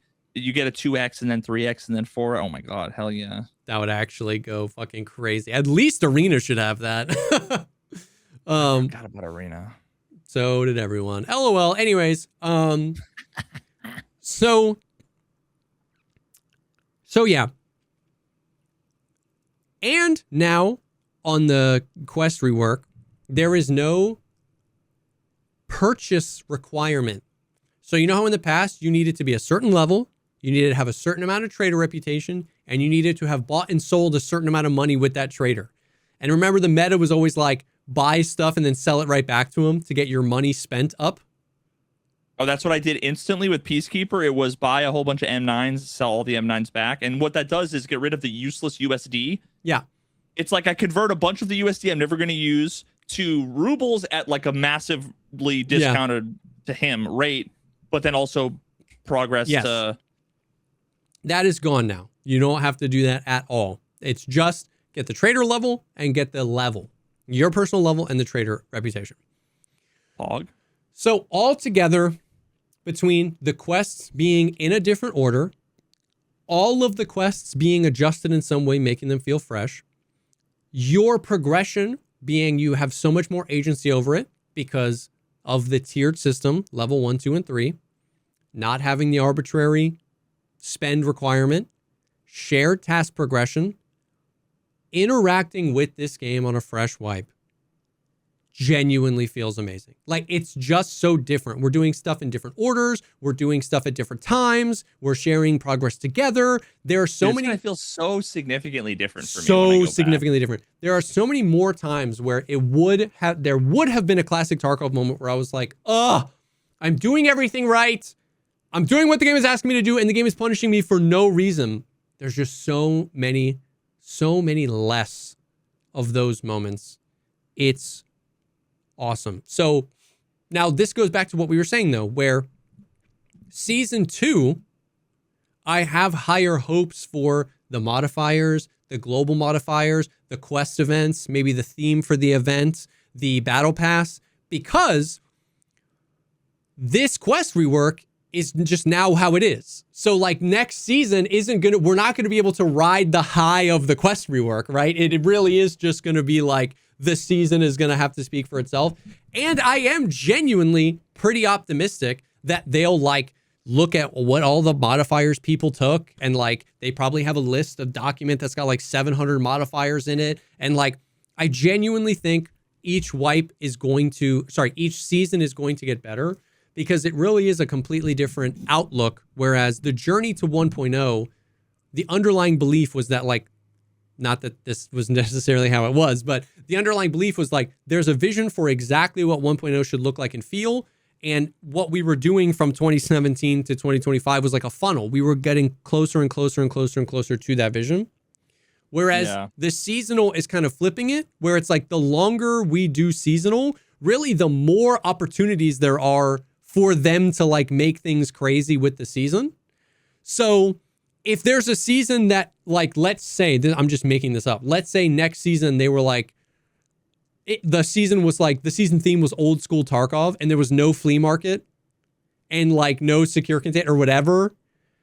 If you didn't like that, you weren't then going, oh, well, I guess Tarkov just sucks now, because that's how it's going to be in 1.0. Now you're like, oh, I might skip this season, right? And I'm not saying that they're going to do that. They could do it the opposite way, where I would love a season that was, dude, we were talking about this the other day. I would love a season where it was like old school Tarkov, where there was no flea market and the only two armors in the game were the Zabralo and the P.A.K.A. Like, it was like old school Tarkov. And I would also love a season where one of the global modifiers is every player has level 51 strength and endurance on day one. Like, nobody can move faster than anyone else. Nobody can run farther than anyone else. Everyone has that. Like, I would genuinely love both ends of that spectrum for a season. You know what I mean? I'm with you, except the seasons are so fucking long. It's one of those things like, if the thing just happens to kind of suck for some reason, you're stuck with it. You know what I mean? Like, it's like going on a cruise, but it's like a blind date. Yeah. Fucking. Yeah. Ugh. Yeah, you're right. Which is why I'm more pro shorter seasons. But whatever. Yeah, true. If they were fucking, I mean, it's like 3 months would be like the perfect amount. I agree.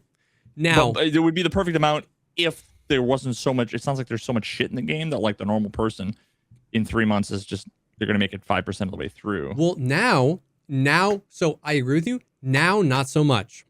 It's easier to progress. So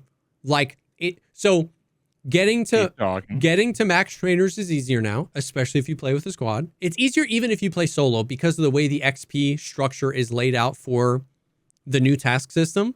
Like do you remember the times where it was like you had nothing to do except kill Rashala to progress? That's what you like. In order to get more quests, you have to do that. And he was a 4% boss spawn. There were times where like Desmond would spend a week on customs just trying to get Rashala to spawn so he could progress his fucking shit. And now there's just none of that anymore. So you can progress faster. You get more XP on average because you can like scale the tasks up. So it's faster to get to max traders. Kappa, as of this wipe, is also much easier to get. So it's kind of like, I don't know, like I think it could be shorter. I think a lot of people think there's not enough time to do everything based on how shit used to be. But I think that the math on that has changed quite a bit. Now, the last thing I want to talk about for like kind of on the seasonal thing is the death of early wipe. So this is something that this is another part going back to kind of where I said at the beginning, where if I think about what I said at the very beginning, if I could snap my fingers and make season exactly what I want it to be. Remember, it was that conversation we had. I would have no arena linking to the main game. I would have no icebreaker, no labyrinth. I would want it to be like scrappy fights, you know, like slow everything down, like that kind of stuff. And then you were like, what are you talking about? Of course they're going to link arena to the main to the season. And I was like, you're right. And then that framing helped me like look and be like, for what Tarkov is, season 1 has been a lot of fun. And I've been thinking about this the other day where somebody said something about like, I'm not going to be able to play season 1 for like a week. I'm going to miss the early wipe. And I was like, it just kind of hit me. I was like, Tarkov does not have an early wipe. And they have not had one for a while. And there are so many reasons. There is an early wipe. It's just from 7 a.m. on like a Wednesday morning until 9 p.m. that night before all the streamers have level 3 everything and the economy's flooded. It's for one day when everyone gets home from work and it's over. It's not even, bro. It's not even for one day. It's not even for one day. So these are all the things. Now, I have to preface this clip. If you're listening or watching this video, I'm not saying that any one or multiple of these things is inherently bad or that you are inherently bad if you have purchased or have participated in any one or multiple of these things. Start recording the clip now. I am not judging you. I am not judging. I am just saying that in my head, on the list of reasons why the early wipe is dead, here are a couple of them. One is, we got to get this one right out of the way, the Unheard Edition. Now, I'm not here to litigate if Unheard is pay to win, if EOD has been pay to win this whole time. The point I'm trying to make is if you have Unheard, and most people do, everybody starts Unheard with a suppressed SR25, an LPVO, an M80, a suppressed MP7 with 40 round mags, an ammo case, a magazine case, and a weapon case, and some class 4 armors. So when you say from 7 a.m. to 9 p.m., I'm going to conservatively say 50% of the player base, conservatively, are starting their first raids with meta guns and class 4 armor. So the people who are good use those guns and just win, like Desmond. If I had an Unheard MP7 and he had an Unheard MP7, he's killing me 100 out of 100 times, and he's taking my MP7, right? And so it's like, immediately there's a flooding of the economy. So there's Unheard, right? So meta guns. A while ago, they made a change from bosses spawning. The boss spawn rate back in the day used to be between 5 and 15%. And that was really frustrating because the way the quests were very linear. And when you would get to the mid game and you would get the quests to kill the bosses, and a lot of quests were locked behind killing the bosses, that sucked balls. And a couple of years ago, they made the change. They didn't mention it like this, but it just has happened. Where now bosses are between like 50 and 75% spawn chance at the beginning of wipes. And originally people were like, fuck yes, like I can do my quests, which is great. But now every other raid, there's a boss. And like now the new boss is like Kaban on Streets. I don't know if you ever killed him as a boss. He's got like 11 cronies and they can all have like really good armor. They can all have class 5. They can have wristies. They can have Altons. They can have... I fought him one time ever. All sorts of stuff. So, you know, Killa armor, Killa helmets, Tagilla armor, Tagilla helmets. Like, you know, on day 2 of the wipe, I scavved on Factory. I killed a guy that had just killed... The only place to scav. I killed a guy that had just killed Tagilla. So I took his stuff out, and then I was running his Tagilla helmet, a class 5 face thing, and the amount of people that were coming in and being like, what the fuck, man? I'm not even home from work yet to start the wipe, and you're with this? And I was like, yeah, like, I'm not going to not... Welcome to 2019, I'm not going to not use it. Like, you know, if I kill a guy that had it. And so... It's just always been like that. I know, but it's like that more now because the bosses are 75% instead of 15%. So there's the economy flooding with Unheard. There's bosses.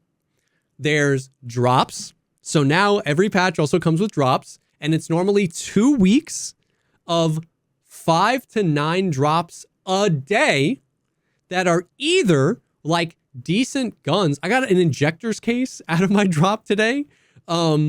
There's like decent class 4, class 5 armors, good guns, good ammo, or it's money because you unlock the drop, you get a bunch of gear that you don't care about and you sell it for 100,000 rubles. So there's 2 weeks of 5 to 9 drops a day, flooding the economy with gear, flooding the economy with class 4 and 5 armor, flooding the economy with rubles. Now we have Icebreaker and Labyrinth, which Icebreaker people are already achieving. Now, for seasonal, they increased the ticket price in order to get into Icebreaker. It used to cost 400k rubles. Now it costs 700k. But you can walk out of there with, once again, 100,000 XP and 2 million rubles minimum every time. Labyrinth is a similar thing. And Arena. Which means you can play Arena, you can get experience, you can get rubles, you can get ref. And ref sells some of the best stuff in the game. Now, they have also made some adjustments to Arena. It is harder to unlock the ability to send stuff from Arena to Tarkov. And some of the stuff ref sells, like a lot of the class 5 armors, now they reduce the price of them, and it's that armor, but with no plates. So they have done... How many people are really playing Arena to like grind, to like bring stuff? I feel like Arena, here's what Arena does. The annoying min-max sweats, they don't want to leave Arena because they want to keep farming, so they just are always like sunk cost fallacy in Arena and they never come over. What I don't know how many people play Arena to farm their characters, but I would venture a guess most people playing Arena are there to farm their characters. What I'm saying is I don't know if that's 5,000 people and it's a negligible number, or if it's like 100,000 people, right? That is a fair assessment where it's like, how much effect does Arena really have? The question is, I don't know. But what I'm saying is, do you kind of get the picture I'm painting here on the early wipe? Drops, constant rubles, constant money. The starting gear is more meta than it's ever been. There's class 5 armor and bosses all over the place. If you really want no risk at all, you can play Arena and make a shit ton of money in the game. And if you're pretty competent, you can go straight to Icebreaker and get unlimited 995 and whatever. And for season 1, they added the Black Division to any map. There's a small chance for the Black Division to be in your raid.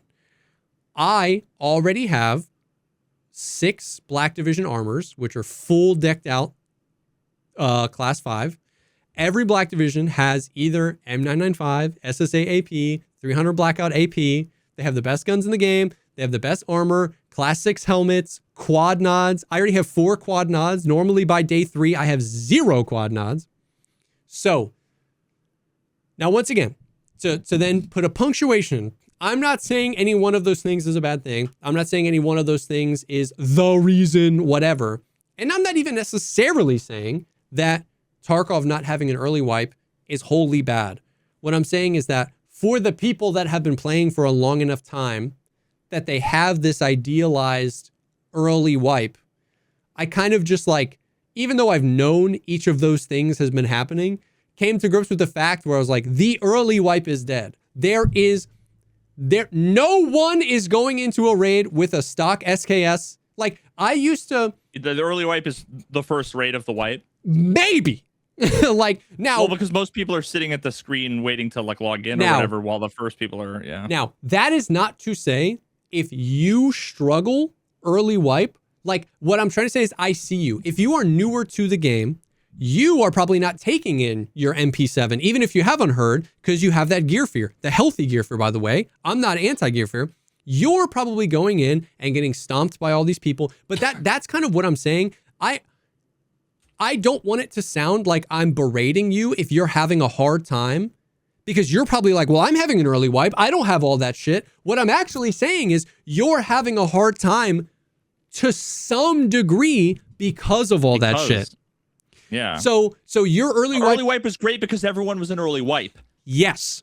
So I really don't mean like if you're new to the game, I would never expect you to be able to know how to compete with the guy running Icebreaker already or the guy that has the Tagilla armor. What happened was back in the day, you actually kind of had a chance against Desmond or against me or against any of these guys because I had jack shit on, you had jack shit on, and if you caught me while I was looting, you could pop me with the SKS. Well, now, if I've got an Alton and Class 6 armor on, you pop me with the SKS, I look at you, I laugh, I kill you. We're both being affected by there being no early wipe. Obviously, I'm having a good time, you're having a bad time. It's almost like borrowed, like we've taken all your early wipe and we're hoarding it to the people that know Tarkov. So once again, I have been enjoying Season 1 in spite of that, basically saying the Tarkov we have, this is like a fun version of that. And then the Tarkov I always wanted just died. And that's okay. It kind of sucks. I would have loved to have seen that Tarkov kind of grow, but that Tarkov is dead. And so I just kind of had that thing where it's like, there is no early wipe. And what BSG is doing, they are trying to balance the scales. Instead of trying to balance the scales by making the good shit harder to find, they're balancing the scales by flooding the zone with the good shit. Like if you're a scav and you roll up on a bunch of dead Black Division, and you're level 3, like you get all that Black Division gear. It just watch Twitch drops and you're going to get like, I think last wipe reverse one of my mods. He has 0 raids since 1.0 and he's just shown up for every drops event for Icebreaker, for 1.0 drops, and then just opened them all and sold everything. He has all his starter gear. He's level 1, 0 raids, and he has like 48 million rubles. I mean that is everybody who ever hoarded all of the shit that they were going to use and then it wiped. Yes. And they never used it. Yes. So technically, I mean, they're just. So they are attempting to balance the scale. So that is kind of thing. So like this is new age Tarkov. This really is the post 1.0 world is like this. It's kind of that, which to me lends Tarkov more towards faster seasons anyway. Because we're just speed running, getting to the end. The progression is now, in my opinion, more fun. But as a byproduct of it being more fun, is it is also faster. There is no early wipe. It allows them to make. Now they can flip a few knobs and turn a few switches, if you know what I mean, yeah. And make considerable changes to an experience without having to like add maps and because they're never gonna do big stuff like that. Bro, one of the seasonal things needs to be like called, okay, back in my day is what it's called. I'm designing this. Yeah. And you start with 300,000 rubles, 1,000 USD, and it should just be the stash from 2017. Oh, yeah. But you get like some other major benefits. Yeah. Like, so you don't start with cases and millions of whatever the fuck, and you start with like, I don't even remember what the fuck it was. Imagine you get the one M4. The pros, and this is a terrible idea. Please, if you're listening, do not take They're this going to seriously. implement a worse version of this, Yeah. by the way. But like, imagine it really is a take it or leave it back in my day situation. So the negative is that you have 2017 standard account size stash, no unheard, bullshit at the beginning, no cases, no nothing. The traders have the stuff they had back then, everything. Like, there's way less to buy, but there's no weight system, there's no inertia, and your skills level as fast as they leveled back then. Oh, shit. Yo, it would. Yo, dude, what do you mean fucking do that? That would be crazy. Oh, God. Ooh. All the scabs you see insta spin bot, they get within a radius of you, and they just. God. Dude, a seasonal modifier, a global seasonal modifier that's scav war, and there's just no scav karma system. When you scav, it's every man for himself like it used to be. I would fuck with that hard. I miss the scav war, bro. It just makes the like, dude. I just remember the. Oh, dude. Now it's like, hey, bro, hey, bro, hey, dude. So, overall, I can't talk shit about VoIP. VoIP is great. VoIP is genuinely the best. Overall, like, this is the podcast, right? We're I gotta talk my shit. I get it. I am You glazed it. Okay, I am an old head. I am You a sold Tarkov old head.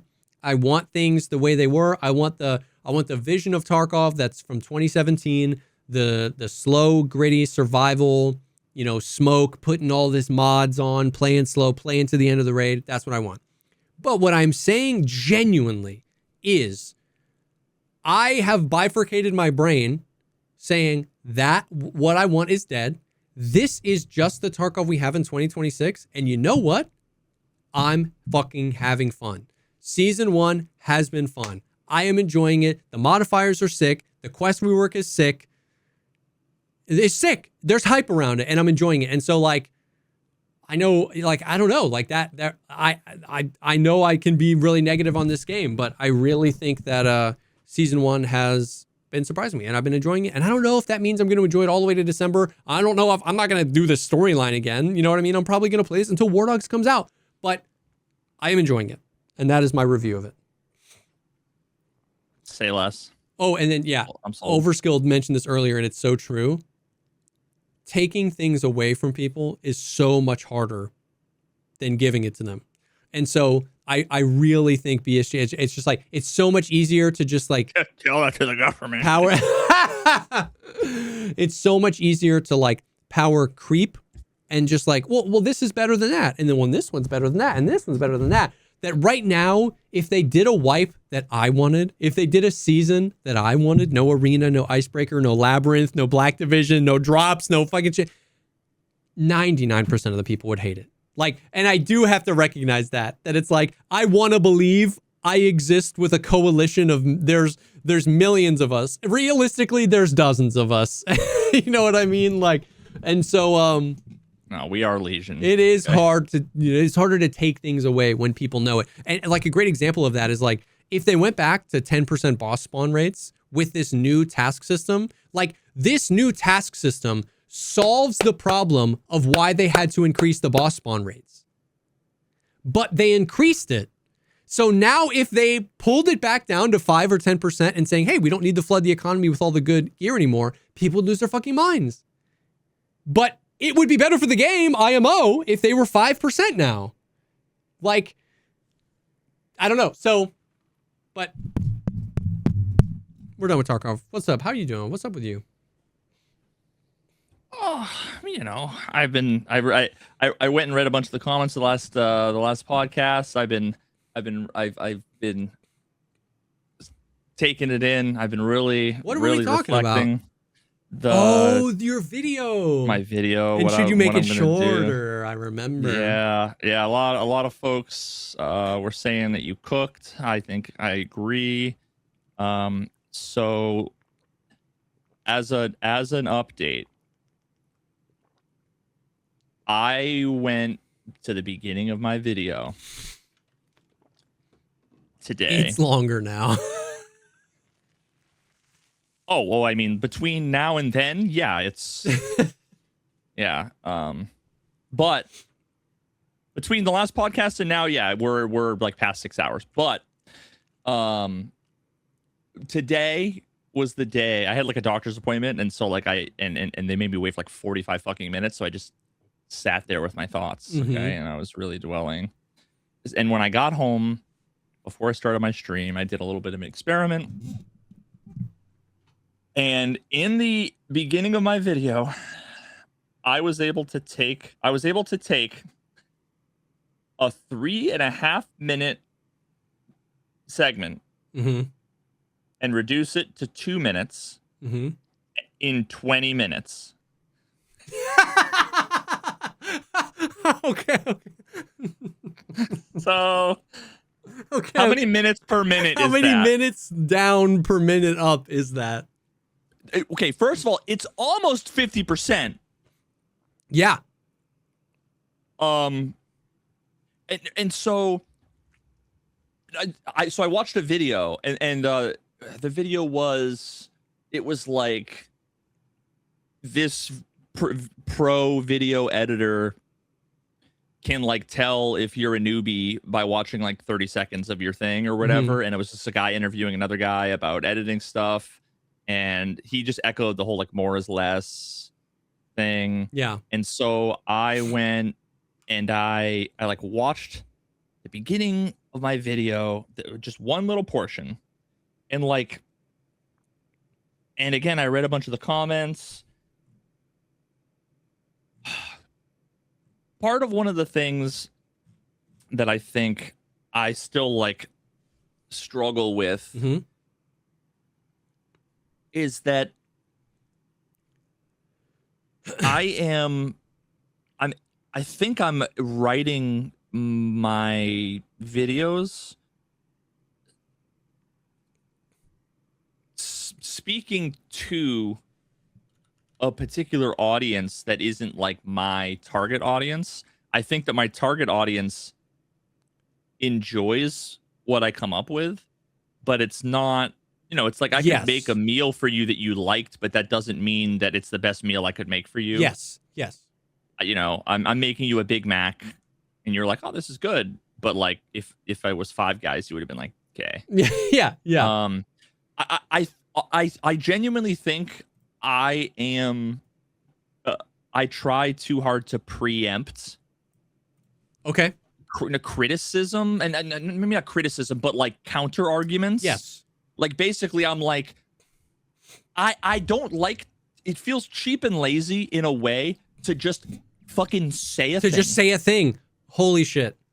Yeah. So for me to say like, hey, this is right. Yeah. Police don't understand the First Amendment. Yeah. And people are going to say, yeah, like one or two, But then if I show you a 7-minute montage where it's like, boom, boom, boom, boom. At the end, you're like, it's kind of hard to deny. It's a black hole because you want to say a thing. And then in order to you want the audience to feel the thing you say. So you want to show them the thing you say. And then you want to make sure that what you show doesn't get misinterpreted. So you try to curtail that misinterpretation. And then you get to this point where you're like, well, maybe people could interpret me trying to curtail this misinterpretation as like me being semantic. So then you want to get ahead of the criticism. You want to get ahead of the criticism that you're talking too long about this. And it's a black hole because all you want to do, you're not trying to nitpick. You just want to make sure that when you say a thing, people like understand where you're coming from, whether they agree or disagree. But you want them to like see it. And so, yeah, it's a black hole. Yeah. If I were to just be like, cops don't understand the First Amendment, let's say, like the problem is that like, first of all, no, that's like that right there is just like a blanket. Yeah. statement, but as opposed to the way that I would actually word it, which is like, there appears to be a pattern where some unknown, unquantifiable, but not insignificant percentage of every single thing I said is making the thing I said absolutely true. But I could just say, and I ended up doing this in the Flat Earth video where I was like, they don't understand perspective. Yeah.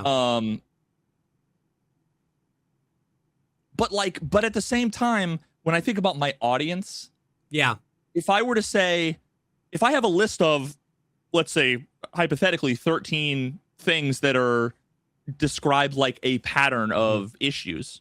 Yeah. And I said, here's number one. Yeah. Here's a problem. Show you a clip. Yeah. Then number two, it's like, I just did 90 seconds. What in my edit now is 7 minutes. Yeah. So, and I think personally, the way you described it is absolutely true. And you were the one that put me onto this line of thinking with when we were talking about thumbnails and titles, where it's like, who do you want? Like, it's not click-through rate, right? It's how many people click and watch. And that's so important that like that subtle difference is like, you don't want a thumbnail that maximizes the amount of people that click on it. You want a thumbnail that maximizes the amount of people that click on it and then watch the entire video. And in that same way, the framing of you saying, who is this audience? Who am I making this video for? Am I making this video for somebody that just like abjectly disagrees with me on everything, and I then have to like defend and like qualify every single thing? Or am I making this video for people like me who are intellectually honest, open, interested, and can see that I've put a lot of work into this? And that, I think, really does nail, where like you doing that, you like trusting that the type of people you want to watch this video are a certain type of person, can maybe trim a lot of that out, which has the benefit of like making it a more engaging experience for that right type of person. Yeah, then the problem is that from the beginning, I've never been one to preach to the choir. Yeah. I don't like being in an echo chamber. In fact, I'm always talking about people in echo chambers. I'm always like, there's 100 people. Veritas is speaking in third person or whatever right now, because Veritas is the guy who, there's 100 people in the room, 99 agree, one disagrees, and he's ignoring 99 and putting all of his focus on the one, right? Like, I do that in my videos, I think, like if I'm honest with myself. Yeah. And like the people who I'm editing to try to convince, and in the process making the video longer, won't ever make it that far into the video. Correct. So as a result, I'm losing the people who I don't need to convince. You're losing the correct viewers to try and help the wrong viewers understand, but the wrong viewers aren't there because they didn't make it. I think you're so right, bro. So honestly, what I found was in that one little section, I cut out, and I realize now that, and this is something that like is one of those things where I think people like who don't do this will hear this and be like, it's obvious, almost as if like the people who don't do this know, like they understand it more. But when you're in it, it's like not always clear that which parts of the edit are the essence and which part are in a way redundant. Yeah. And so I really did take that 3 minutes and 22 seconds and turn it into 2 minutes. And I realized like there's no difference in terms of, if you have a test and you need to summarize and you get to write one sentence as to what was said, that it's the same thing. Yes. And it might not be ultra hyper convincing as if I show you a thing and then I show you a thing and then I show you a thing and then I show you a thing and then I show you a thing. You're kind of like, oh my God, holy. Because some people are like, oh my God, no way. Whoa, there's more. And some people are like, okay, move on. Fuck, you know, and I'm not like that. Yeah.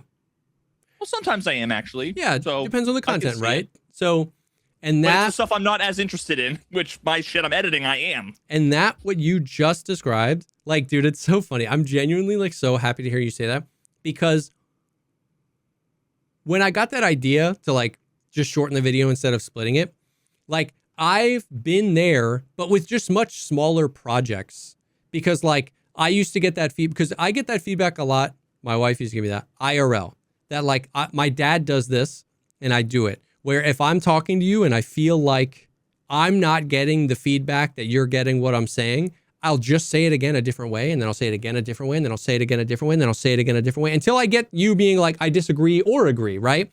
And that translated into a lot of my early videos, and a lot of my early shit was like, the comments were like, holy fuck, this video could have been 5 minutes long. Because I'm not talking to anybody, so I don't have the feedback. And so I had that experience of being like, oh, I just reduced this by X%. And when I read it, I can't remember what I got rid of, because I still feel like I made all the points. Like it's just as good. But obviously, I don't know if it's going to translate to something of that scale, like what you're doing. And so that is just exactly like that little experiment is like exactly what I was wanting you to see, is like you go through, it seems so precious because you're like, I've worked so hard on this. But when you trim it, can you even tell to a certain extent? Like you said, the summary is the same. Yeah, I mean, but then again, it goes that goes to, there's information, and then there's like tone and feeling. For sure. Right. And you can say the same thing. For sure. And I can fill out the one sentence summary the same. Yeah. One of them I might have tears in my eyes, right? Yes. Like, and of course I'm exaggerating, but like it's not always just the what, sometimes it's the how. Yeah, 100%.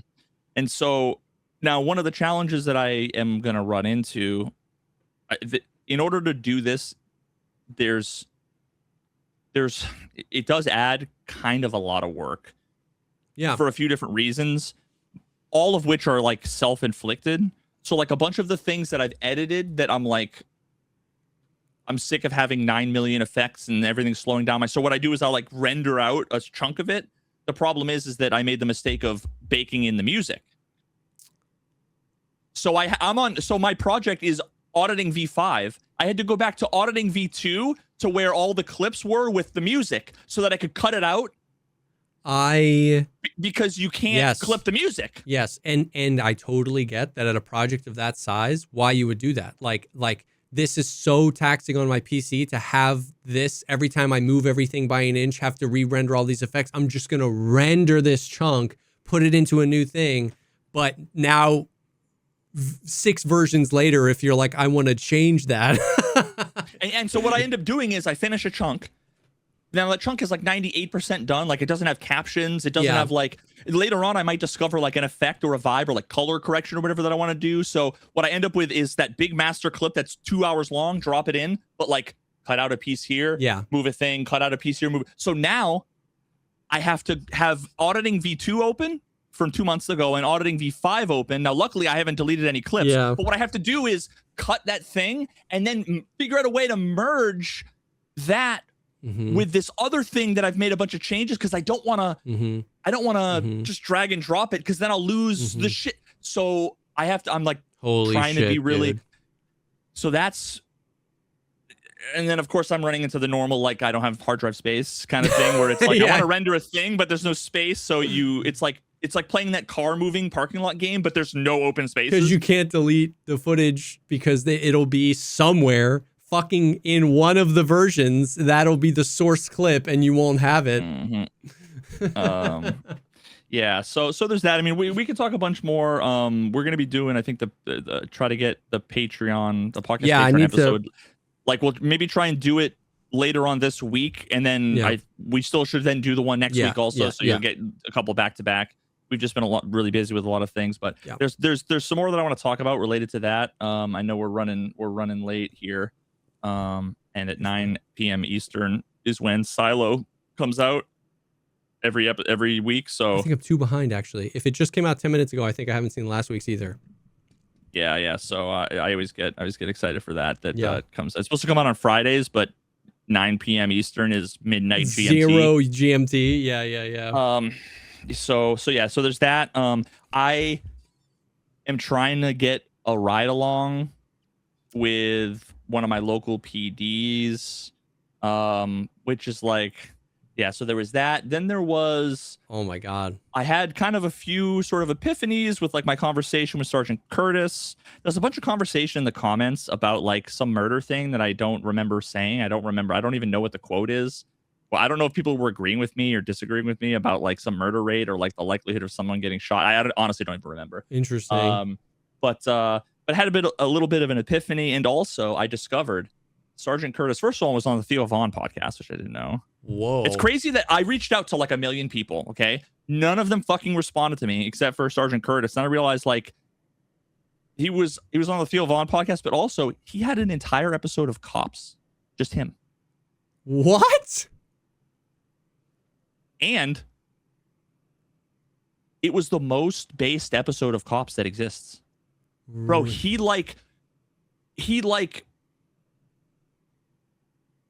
rather than beat the shit out of the gangbanging kid who like broke a window in a car or whatever, he ended up like giving the kid like a pamphlet and like convincing the guy to like not press charges. Like he was like a homie. Like, dude, he pulled someone over who had someone else in their car, and that person was like late to work, and he called one of his partners to come just to drive the person to work so they wouldn't be late. The passenger. I'm like, what? This is Cops, bro. Dude. You're supposed to tase them. What are you doing? Bro, would you think it's the full circle on the performative Cops? Early Cops were being performative by being hyper aggressive on people, and then that has slowly shifted the perception of Cops that now then when there's a camera on them, they're being performative by letting people go when that's not how they act? No, because this was like 1999. Oh, fuck. This is some old school like what? 4x3 shit. Like, yeah, dude. I think it was called Las Vegas Super Cop. No, the Sin City Super Cop. Damn. Was the name. Unless now there's also a chance that like he was on multiple episodes and he like sliced it up and put it into one video, which also could be the case. Oh, okay. Or it could also be the case that it was like the Tommy Tallarico, where like maybe it wasn't real Cops. Like, who knows? I'm like, I just came across this like 2 days ago and haven't had a chance. But I was like, but yeah, so. And because I don't know what I had said. I like literally forget what I had said last time, because I think I just had my second conversation with him, and I think I was a little bit disappointed with like the way that I did the interview. Yeah. And then I went back and just so part of my video is that I almost like there's like a story that I want to tell about like my relationship with a lot of these things, and there's like a little wholesome sort of story arc there. Awesome, yeah. That I want to talk about. That's also like, well, now I how much of that am I going to cut? Which then sort of makes me like, I don't know. And I also, for the first time, I walked around a police station with a camera. Wow. I did. It was for B-roll. You did the thing. A bunch of cops like drove by. No one said anything. One dude who I thought was a cop, he had like the mustache and he was like jacked and had like Under Armour on. It was just like sitting outside the police station. The whole time I was like, I like kind of like sort of like zoomed in. I'm like, that guy's definitely a cop, you know? And then after like 20 minutes, when I walked by, when I was like leaving, I was like, are you a police officer? He's like, oh, no, just in the military, veteran. I'm like, all that for nothing. Like, thanks for your service, but none of that's interesting. But I had some really, and we'll talk about it on the Patreon. I had some really interesting. The moment I turned on the camera, it was like I had like a few epiphanies and a few feelings about things. Yeah. And it was like, yeah. So I can see that. I am excited to hear about that. It's like, I imagine it's like, you know, you're so the people who are like super gung-ho about like the vision of being like a stand-up comedian, and then the moment they're like up in front of a microphone, they're suddenly like, yeah, there was there was some stuff there. So anyway, that's we can chat about it then. hell yeah, I'm excited, dude. I am stoked. Like I get that's a tremendous amount of work, but I am kind of stoked to see it, just how it refines the video. You know what I mean? Like what I'm going to end up with is probably going to be like a 5 to 6 hour long edit for Patreon. Yeah. That I don't know how much time I want to, because like, do I finish the video? Yeah. That I'm sort of planning on, which means effectively doing a bunch of work. Yeah. Or do I try and just sort of like stop as soon as I can? Yeah. You know, like I haven't started like part 2. Yeah. So the question is, do I just do that from the beginning to be streamlined? Yeah. Or I would say so. Like I mean, it's hard, right? Because you're kind of like the bastardization of the original cut. The original cut was for YouTube. Like if you're editing something for Patreon, the understanding is they want like the extended, like it doesn't have to be hyper edited. Whoa. Yeah, that was. I don't know if you heard, like 8 seconds ago, I saw a fucking giant flash of lightning. Oh my God. That was the thunder. Jesus.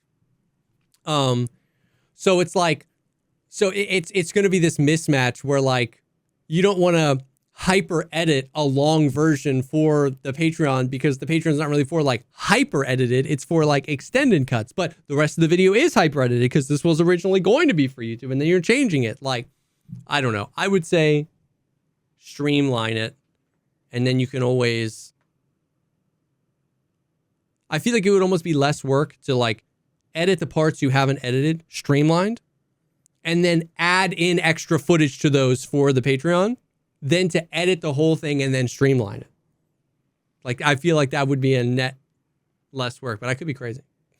I mean, yeah, the complicated thing is that like the streamlined version, it might not be turning 3.5-minute sections into 2-minute sections. It might be taking 2 sections and going, and then slicing out like there's going to be more than just trimming fat. It's going to be like moving part, because now that every time I look at it, this is the case with everything. Every time you like look at a thing in totality, I'm like, 9 different ways I could do this better. 9 different ways I can do this better. It's the thing I mentioned a million times with like that was an indie game, the movie, where the guy does the pixel art for the whole game and then works on the game for 3 years. And then his pixel art's so much better that now he wants to do all the pixel art over again. But by the time he does it all over again, he's better. So, so like now I'm looking at all the pieces and I'm going, I think I can structure this in a more, which leaves even more on the cutting room floor. Yeah. I would say the most important thing is the cut of the video you want to post to YouTube. Once again, like and then maybe just like, maybe do I then possibly just like slap a bunch of stuff sort of together without like perfect transitional story, whatever, and just for Patreon, and just say like, these are all the, because I think once again, it's like, it's cart before the horse. The people are going to want to subscribe to your Patreon because of your excellent videos, and and then they want to cross over to that platform for the like, give me everything. And so if stressing about the Patreon cut adds time, adds work, adds length, adds stress to the cut of the video, well, then the video might be not as good, so less people don't see it to then want to subscribe to your Patreon. You know what I mean? It's like, if they've crossed the barrier of clicking to another site and paying you money every month, I think there's an understanding that it's like, I'm getting the raw, I want more, just give me more. And so I think you're better off just saying, what do I need to do to make this video the best fucking video it can be, and focusing on that, and then kind of being like, well, what do I have left over that I can maybe give to Patreon? One of the biggest issues I have is, I feel really strongly about, that I think is probably, and if I do say so myself, like an underrated and probably not really super noticeable thing, which is the tying together the parts in a way where it's like it's a coherent story where I don't have to like necessarily go back and say things like there's a lot that goes into seeing all these connective fibers and then telling things in the right order. And so if I have two pieces that, let's say one of them's cut in the streamlined version, but like they never came together fully necessarily in the like full version, I would stress out about like, well, how am I going to narratively? Yeah. In that version, I can kind of see like a director's commentary sort of thing where it's like still frame black and white for 45 seconds of me going, so this part of the video, I really wanted to do this because of such and such a thing. So 100%. Here's how maybe you can appreciate a little bit of a back, and then it's just 8 minutes. And then it just ends, and then I do another thing without having to connect it all. And that saves you 50 hours of work, and no one clicks away. Like, you get the benefit of doing that. Like, if you did it on YouTube, people would be like, what the fuck? But it's like... everyone would leave. It's Patreon. So it's exactly 100%. It saves you all the work, and you get to just it's 45 seconds exactly. Be like, this is what I'm doing. This is why. Yeah, for sure. 100%. Okay. All right. So here's the thing. The last thing I'll say on this. If the fucking comments I get on my video are, bro, you just said a bunch of shit and you provided no fucking evidence, bro. You just I'm gonna bitch slap every single one of you motherfuckers in the comments, metaphorically in Minecraft GTA edition. I will line up first to be bitch slapped. If one of these comments is gonna tell me like, you provided 814 links in your doc that had all the sources to everything, but bro, you didn't substantiate anything. You just made a bunch of claims. No. That's gonna happen, but you're not gonna care because the video is gonna have 4 million views. Bro, if it does, I'll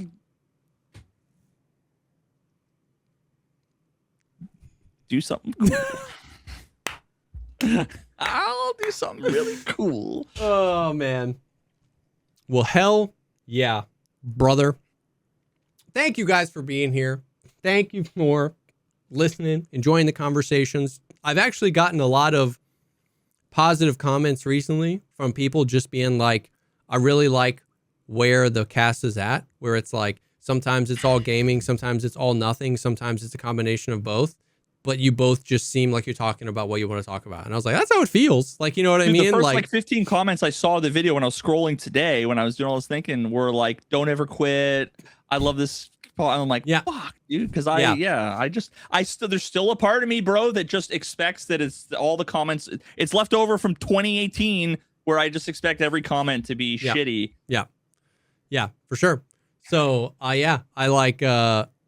I think it's good. It's been good vibes. So thank you guys for hanging. Thank you for being here. If you want more content, you can get these episodes early and ad-free on the Patreon, patreon.com/thepodcastpod, and an extra episode we do every week over there. Been a crazy schedule. Veritas was out of town last week for our Patreon episode, and then the season dropped on Monday. So we're going to try and do like a makeup episode. Foot surgery, and so as a result, there's a feet pic in the Discord, there is everyone. A disgusting feet pic in the Discord. There's a foot pic. Yeah. So, so God, my thigh. Join the Patreon and then join the Discord because the Discord's popping off. That's a cool place to be. So thank you guys for hanging. Once again, that's patreon.com/thepodcastpod. Thank you to the Perfect Gene for sponsoring this episode. And we will definitely see y'all on the next one. I unplugged my headphones. I think this is when I'm supposed to say bye.